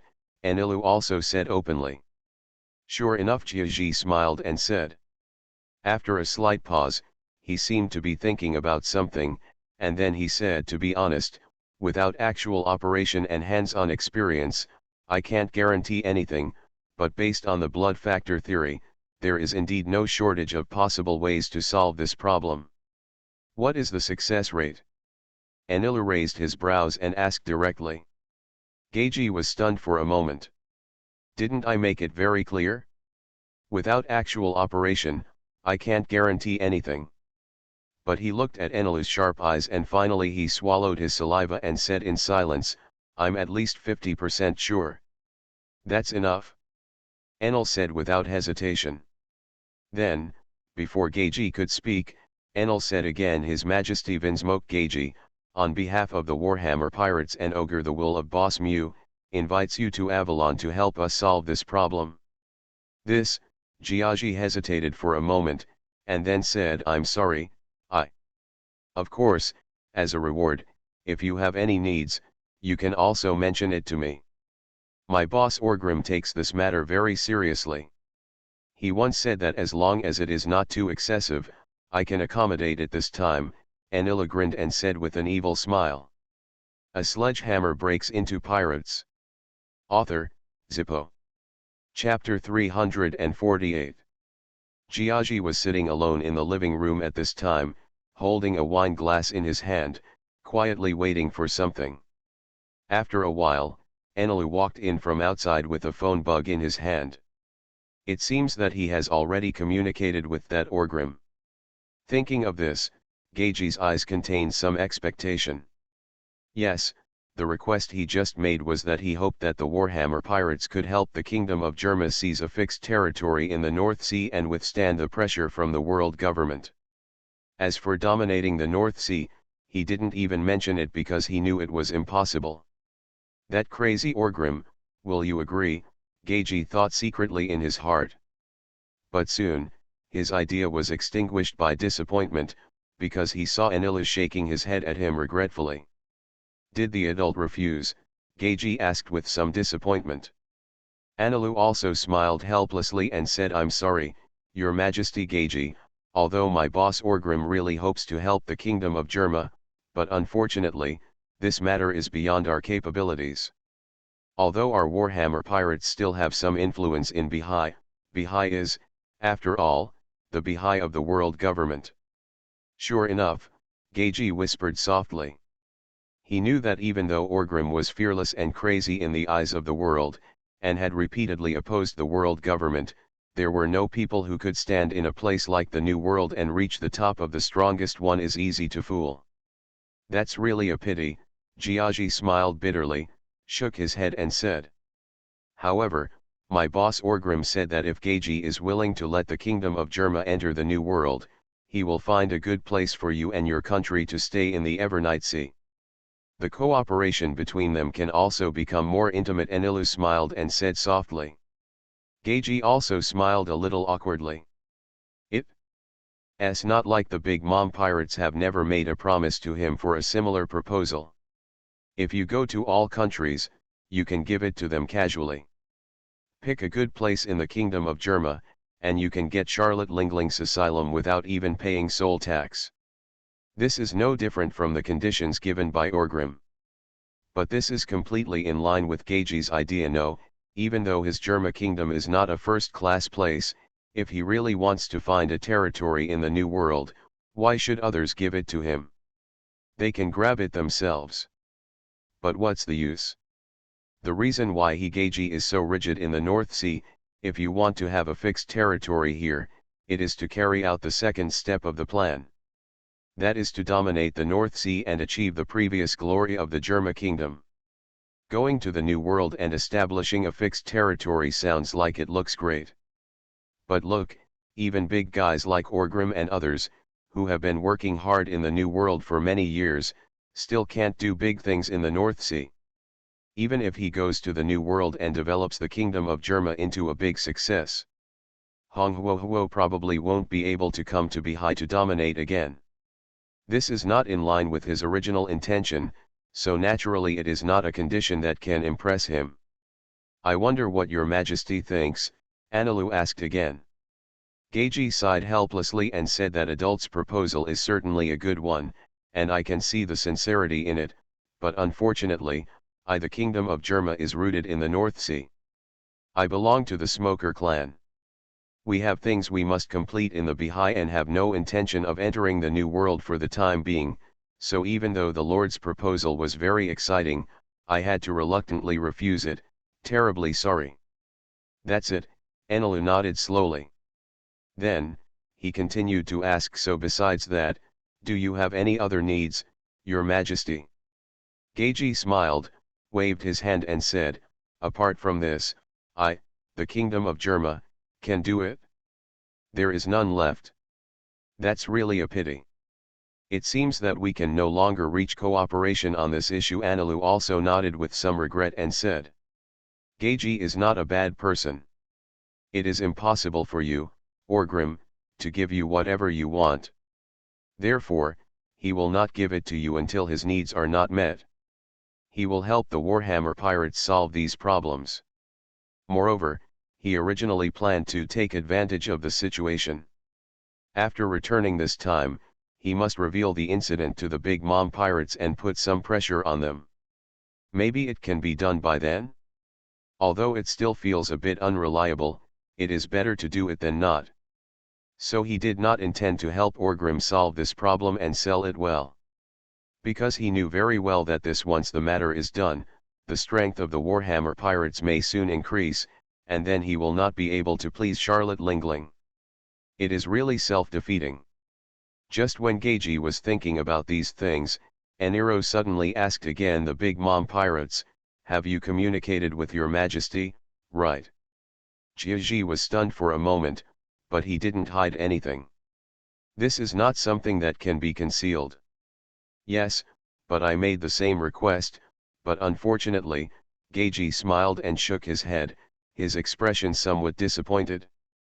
With all due respect, this matter is not something that our pirate forces can solve. Perhaps your Majesty, if you change your request, it will be much better. In fact, our Warhammer pirates are very happy to provide you with a large amount of funds, arms, and other side assistance. Anilu said with a smile. Geiji was not moved. In fact, with the current size of the Germa kingdom, there is no shortage of funds. Their war employment is still very profitable. They can not only rob but also collect employment fees. The people under his command do not need wages, it is very cost-effective. As for arms, Geiji is even more disdainful. Although he does not have the ability to manufacture arms on a large scale, with the scientific research strength of the Germa kingdom, there is no shortage of arms other side assistance, as long as it can't help him withstand the pressure from the world government, it's all nonsense. It sounds nice, but it has no meaning to him. Please allow me to think about it again. Geiji smiled and shook his head and said. Anaru understood that this was Geiji's refusal of this kind of cooperation again. But it can also be seen that he did not really fall in love with the Big Mom pirates. This guy seems to be very stubborn, maybe whether he is talking to Mr. Hammer or Charlotte Lingling, he will not let go, right? Unless someone from the two families can agree to his needs. Or should he just rob people? Analu's heart rose. He had this idea, but quickly suppressed it. To be honest, if there wasn't a Big Mom who was also fighting for the Germa kingdom, Geiji would have no right to refuse Orgrim's request. Enero could have directly this guy snatched back the New World, locked him up and asked him to do research, and if he couldn't do it, he would kill his whole family. But now, Boss Orgrim had told him not to be so drastic. After all, if this happened to irritate Charlotte Lingling. Things are not that simple anymore. Now Charlotte Lingling has discovered her dangerous situation. If Orgrim gets Germa's power again, she will be even more in danger. So there is a high probability that she will not sit idly by. This matter must be viewed from two sides. If Orgrim robs people, there will be nothing to say in the fight. If Geiji is willing to defect to Orgrim, and if you, Charlotte Lingling, dare to force Lai, are you looking down on me, the Warhammer pirates? Although we don't want to take the initiative to cause trouble, if you are looking for trouble, then we don't mind fighting with you. In the end, Eniro shook his head with a smile and said, "It's a pity.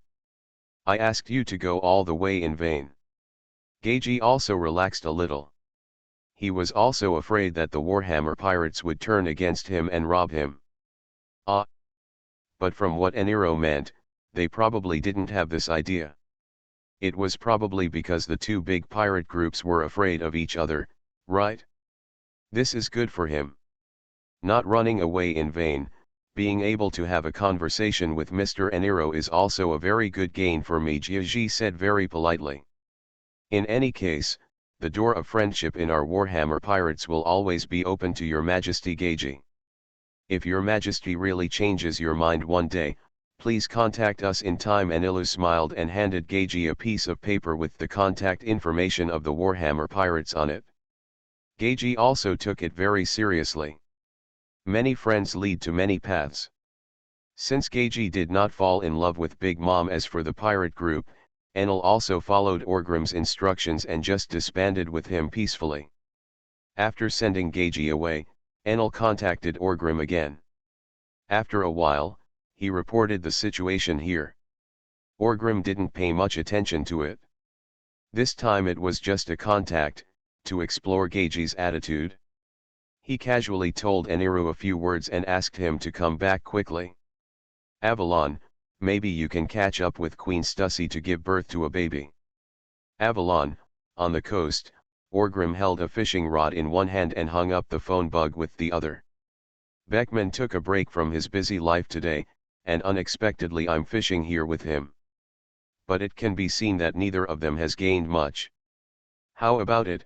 Beckman stared at the sea and asked without looking back. Orgrim casually threw the phone bug in his hand on the small round table nearby, smiled and said, "It's pretty much what we expected, Geiji." The guy didn't agree, but one thing was certain, that dead old woman Charlotte Lingling didn't let go either.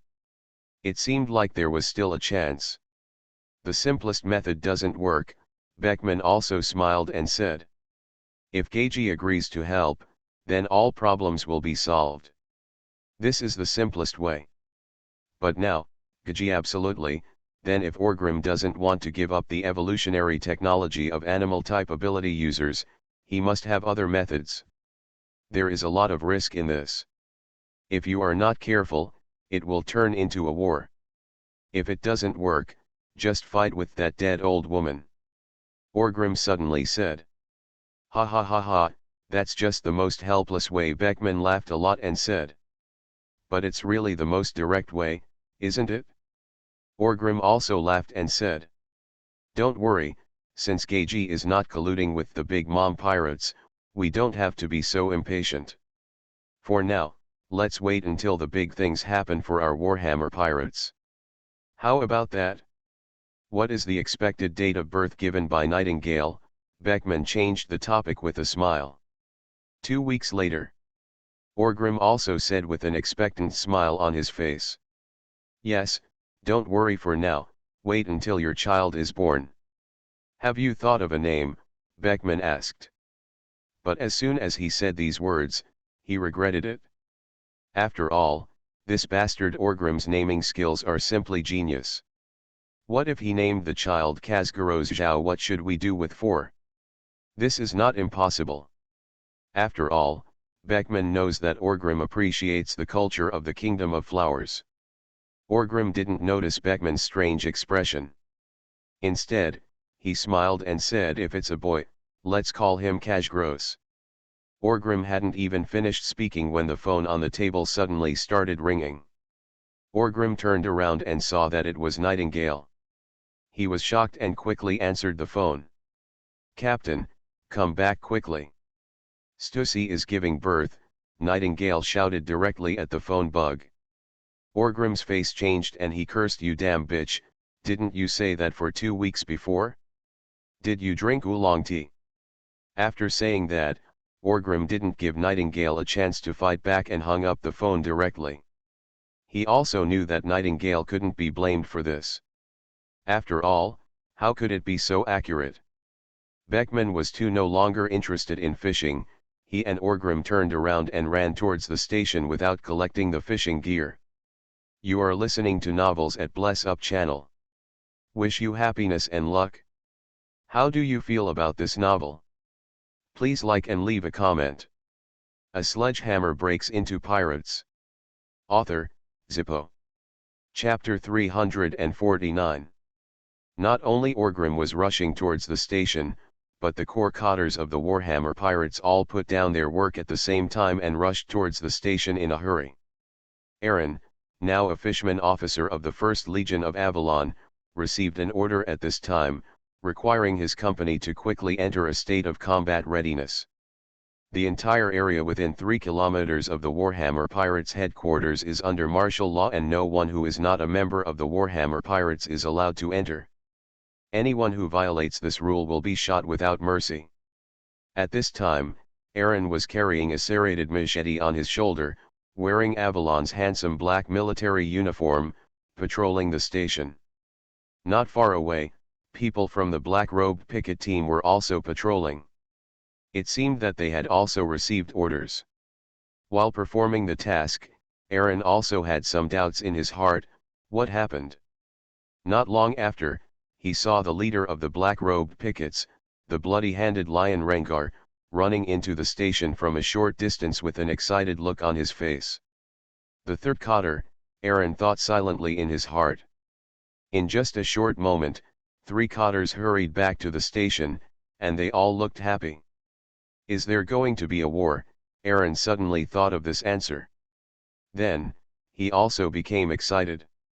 For the people of their 1st Legion, war is the best thing, because there is war, which means there is hope for great achievements, and meritorious deeds. After that, he can be promoted, and he can even join the Warhammer Pirates and become a cotter in the future.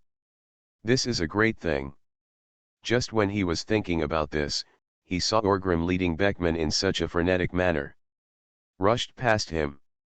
That guy just now seemed familiar? Orgrim stepped into the courtyard, thinking back to the strong fisherman he met on the road, and thought with some curiosity. Orgrim did not interfere too much in the affairs of the 1st Legion of Avalon. Although Aaron will be a good character in the future, Orgrim is not very impressed with him, mainly because this guy's status is too small. Therefore, he did not notice at all that this guy will become the king of the East China Sea in the future. The bastard fishman has now become a little brother of his. As soon as the thought flashed through his mind, Orgrim put the matter aside. Looking around, he found that there were already people gathering in the courtyard. There are a lot of people here. All the cotters are here, including Neiman, Sphinx, and Daipeng. Even Vincent, who has not been seen for a long time, has appeared. Vincent is now a member of Avalon Shipbuilding. The general manager of the market. After all, although all kinds of ships can be purchased on the sea, each major force must have its own shipbuilding strength. Because on the sea, ships are the real foundation. Ignoring these, Ogre Mew's eyes locked onto one person in surprise. Then he walked over angrily and said, "Nightingale, why are you still here? Didn't I say that Stussy was about to give birth?" Nightingale was also stunned, and quickly said, "It's true that she is going to give birth." "Then why don't you go in and deliver the baby?" Orgrim gritted his teeth and said. Nightingale was confused, "I am a man." Although there is a saying that the sick do not shy away from treatment, Stussy has a special status after all, and it is okay for him to take care of him. If you go in to deliver her baby, how will you face the Captain Orgrim in the future? Moreover, this midwifery is also a technical job. It doesn't matter how much theory you have, how good you are, it mainly depends on experience. He nanding for such a big shot like Gal, he had no experience in delivering babies either before joining the Warhammer Pirates or after joining the Warhammer Pirates. After joining the Warhammer Pirates, his skills are probably not as good as those of the female doctors he just hired. I don't know how to deliver a baby at all.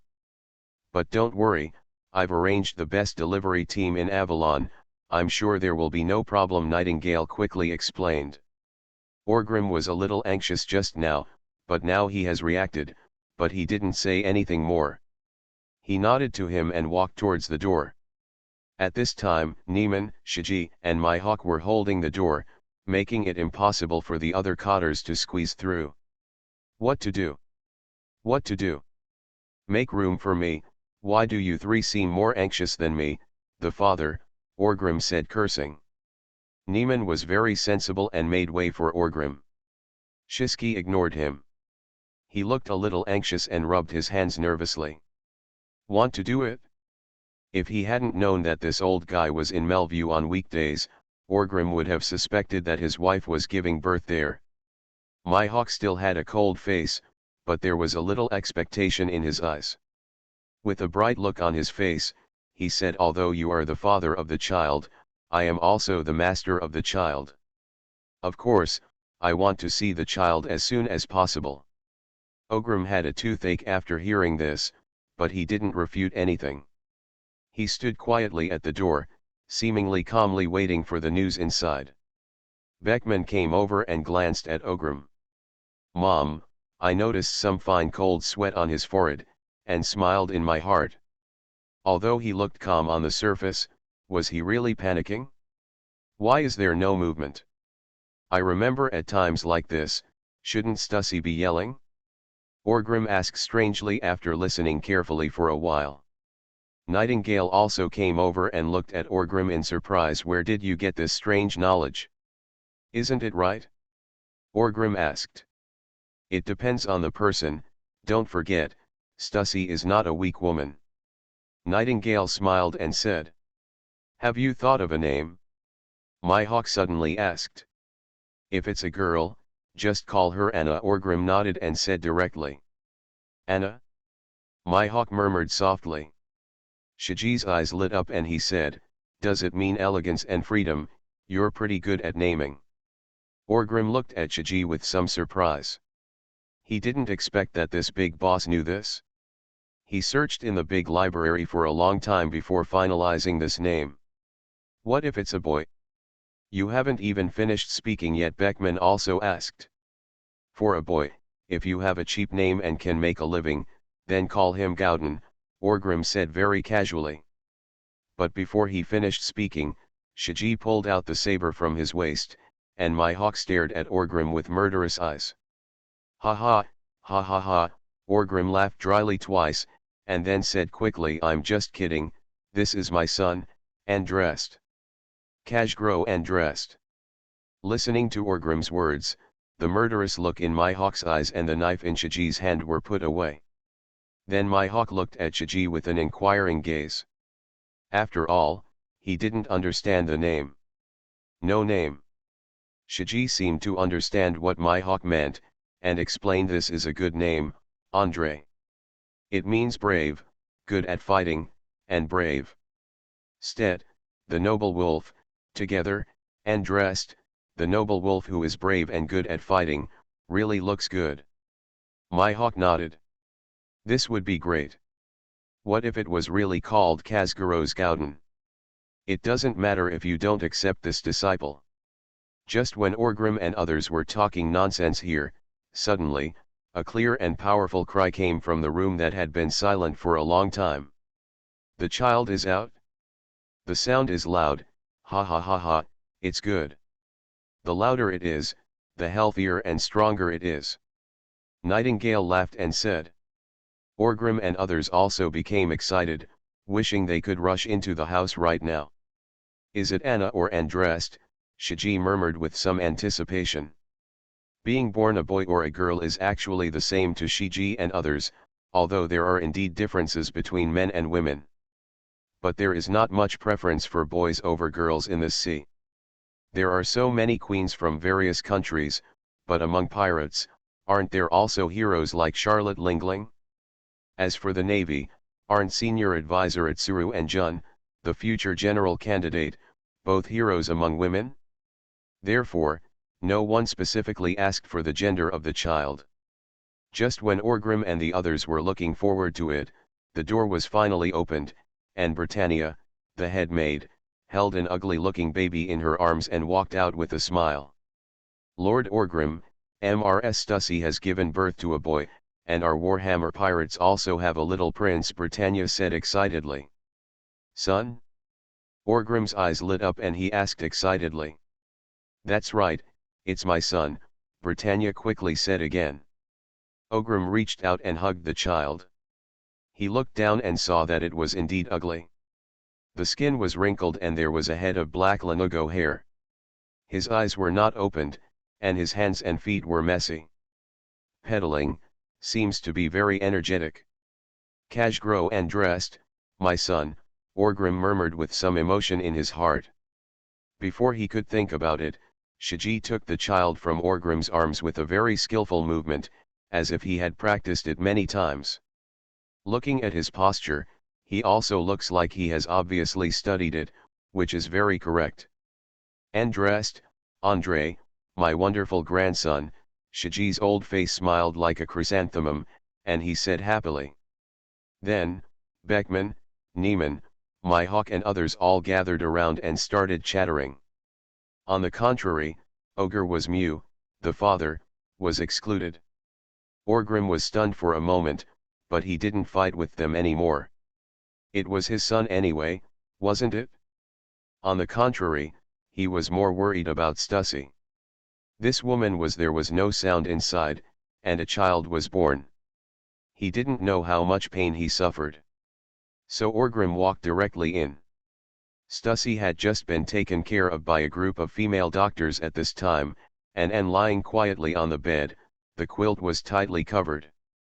After Orgrim walked into the inner room, he closed the door and looked at Stussy. She was still so beautiful, but her face was a little pale. That's all, the tips of my hair on my forehead were wet with sweat, and I looked a little weak. Stussy, Orgrim stepped forward and called softly. The female doctors also withdrew very wisely and did not need to explain anything. They will take over everything from now on until Stussy fully recovers. Why don't you go and see the child? I gave you a son. Stussy said with a smile. Ha ha ha, I saw it, it's ugly, not as beautiful as his mother or as handsome as his father. What's more, the son can have another child, but you are the only wife. Of course I have to come and see you first. Orgrim reached out and picked up the hot towel and wiped the sweat from Stussy's forehead. Stussy looked at Orgrim with some dissatisfaction and said, What are you talking about? When the child is born, are all so ugly, he will definitely grow into a handsome little guy in the future. Yes, Orgrim nodded and said with a smile. He is in a very happy mood now, seeing how Stussy looks at it and how he likes it. How can there be such a powerful woman in this world? Although he complained about Orgrim, but Stussy was very happy to see that Orgrim valued her so much. What would be a good name for the child? According to what you said before? Stussy asked with a smile. Well, Andrest, the brave and fighting noble wolf of my Kazgaro's family. Orgrim smiled and nodded. Stussy also smiled gently, nodded with satisfaction, and said, Then let him become our pride. Ha ha ha ha, with Boss Shiji and my hawk here, and with a father like me, he will definitely become the pride of my Warhammer pirates and my Kazgaro's family. Orgrim said with a smile. A sledgehammer breaks into pirates. Author, Zippo. Chapter 350. Before Stussy was born, the news about her pregnancy was strictly kept secret among the core members of the Warhammer pirates. Except for relevant people, almost no one knew about it. This news did not spread. But after Andrest was born, Orgrim granted amnesty to the world in Avalon, and the prisoners on death row were promoted to dig cesspits, and those who dug cesspits were transferred to repair sewers. Those who repair sewers can return to the construction team. The construction team is paid 3 wages a day for 7 days. In short, all walks of life in Avalon seem to have been benefited by Andrest. In the past, when there was no benefit, when everyone heard this kind of news, they would just give him a compliment, and that was about it. Anyway, it was not his family that gave birth to a son. But now there are benefits, although not much, but the benefits are real, so the whole Avalon seems to be beaming with joy. Those evil gangsters won't even beat anyone to death when they go out, and they will break their legs for you. When he was done, he would say a harsh word: "If I hadn't spared your life, it would have been for the sake of our little highness's face." That's right, your highness. Although Orgrim is not a prince or noble, he is indeed the king of the entire Avalon and the entire eternal night sea. Lord of chaos, Lord of evil, Lord of night. This is also a king. Therefore, in Avalon, in the eternal night sea, Andrest was called Little Highness by everyone. In Avalon, the news that Khazgaro's Orgrim had a son spread throughout the sea in just 7 days. Even the News of the World used a small chapter to report on this matter. But unlike Avalon's jubilation, most places around the world have a unified view on this matter. That was: the evil blood of Avalon is born. That bastard Khazgaro's Orgrim is evil enough, and now he has a son. This child will grow up in one of the 4 most powerful pirate groups in the world. Do you need to think about what kind of person a child who grows up in this kind of atmosphere will become in the future? Could it be that he will become a righteous marine? Therefore, in less than 20 years, there will be another nightmare on the sea. G-5 Naval Base. In the Jun office at this time, Major General Fergo and the base commander Jun were both looking at the newspapers in their hands. "Sinful blood," Jun whispered softly. She wasn't one to talk about evil in terms of blood, but Orgrim's children, although he has not committed any crimes now, Jun seems to be able to predict what the future will be like. She was also very emotional in her heart. The man who fled in embarrassment in the capital of 7 waters has now become a famous big shot and even gave birth to his bloodline. Time flies so fast. Fergo looked very cold, with sunglasses on his face, covering his eyes so that no one could see what he was thinking. Although he appears to be a promising rear admiral, Fergo is actually Doflamingo's loyal little brother. Considering the relationship between the Don Quixote family and the Warhammer pirates, although the young master of his family did not give birth to a cub, Fergo was still very happy in his heart. "Virgo, what do you think?"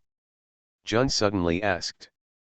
There was a piece of sticky cake hanging on the corner of Fergo's mouth, and he said with a very calm expression, "I don't have any opinion." Jun didn't ask anything, he just sighed a little. What can be done? Even if the Navy knew that Orgrim had a son, how could he still kill Avalon and destroy their family? Is it ashes? Marine Headquarters Marineford, the Warring States General also looked at this newspaper in his hand, and his expression was a little helpless. "Stussy, this is the person CP-0 placed next to Orgrim before. Not only was he instigated by Orgrim to rebel, but now he has given birth to a son for this bastard." Warring States smiled bitterly and shook his head. "I really don't know what's so good about Orgrim. It can trick even senior agents from CP-0 into giving birth to children." Zifa also said a little funny. "Bloodline is innocent, but if this child grows up in Avalon, he will inevitably be a disaster in the future." Garp also shook his head and said with some emotion. "Fortunately, Orgrim is not here, otherwise he might really be sprayed to death. Isn't anyone in your Garp family a scourge? Let's not talk about our second brother. Brother, is it okay?" Putting down the newspaper in his hand, the Warring States General said, "Okay, we don't care about heaven and earth, and we can't control the matter of Avalon and Orgrim giving birth to a child. Let's listen to it as an interesting episode, that's all. Let's get down to business. Recent intelligence shows that the Big Mom pirates seem to have some dirty ties with the Germa Kingdom in the North Sea. Soon, the Navy bosses began to study the situation on the sea. They didn't pay attention to the matter about Orgrim's son for the time being. Even if this kid has to worry about it, it will be more than 10 years later. Is it possible that he can defeat the generals at the age of 3 and conquer the world at the age of 5? He and I are not that awesome. Unlike the Navy, the pirate camp was much more lively. Although everyone is in a competitive relationship, both Charlotte Lingling and Whitebeard have sent congratulatory gifts to Avalon. After all, as pirates of the same level, it is normal for them to respect each other. As for Kaido, there was no movement at all, which made Orgrim a little panicked, fearing that this guy would come to Avalon quietly. But this guy didn't move, and Orgrim didn't take the initiative to provoke him, so as not to remind Kaido. Orgrim didn't think much about Whitebeard's kindness and simply put it away. But the gift from the Big Mom pirates was a bit strange to Orgrim. It's not that the gift is weird, it's a very good gift, it's normal. It's an jade pendant, not to mention how expensive it is, but it's still thoughtful. That dead old woman Charlotte Lingling still used the childhood friendship between Stussy and her as an excuse to give this gift. Orgrim couldn't refuse anything, after all, his son was also Stussy's son. As for the strangeness, I just think that Charlotte Lingling, this damn old woman, must be uneasy and kind-hearted, right? After all, Orgrim was not convinced by anything else but her when it came to having children. He gave birth to children almost every year, either while giving birth to a child or on the way to giving birth to a child. She gave a gift to her son now, and the gift was reciprocated. In the future, when this damn old woman gives birth to a child, Orgrim will not be allowed to reciprocate the gift? After doing this calculation, I feel like I have lost all my blood. After all, others can give birth to 2 or 3 children, which is already considered too much, but this guy can give birth to dozens of children. What if everyone returns the gift? Orgrim seriously doubted Charlotte Lingling's plan to use financial means to drag down the Warhammer pirates. It wasn't just these big pirates who expressed their feelings to Orgrim. What's more, the rest of the endless pirates in the New World seem to think it's a good idea to seize this opportunity to establish some friendship with the Warhammer pirates. In short, they all give gifts to Avalon. Give it to everyone you know or don't know. Not to mention, after this wave, Orgrim really made a lot of money. I'm even thinking that if I'm short of money in the future, I'll give birth to a child and receive a bunch of gifts, which will directly replenish my blood. Not only do you want to have a baby, but you also want to encourage the big cotters of the Warhammer pirates to have a baby too. What about Beckman, Rengar, and Sphinx? Ahem, forget it Sphinx, she is still a child herself. It's so weird. At the same time, in Wano country, a Nagashima. In Kaido's palace, this strong man was sitting cross-legged on the ground of the hall, with many small things placed in front of him. There are rattles made of gold and jade, baby carriages decorated with red and sapphires, and miscellaneous things that look flashy. But these things all have one characteristic, that is, they are prepared for children. The reason why Kaido didn't contact Orgrim immediately. The main reason is that he is choosing what gift to give to his newly born nephew. After going back and forth for 7 or 8 days, Kaido swept away batch after batch of gifts, but still couldn't decide what to use. Tacky, so tacky. Brother Orgrim's family has a great business, and they don't lack these at all. How can giving such a gift reflect my feelings as a big brother? Kaido shook his head and said with some displeasure. At this moment, Kaido suddenly saw a sneaky figure, trying to sneak out from the front door of the hall. The figure was a little Lolita, wearing Wano clothes. The distinctive clothing makes him look like he is about 3 or 5 years old.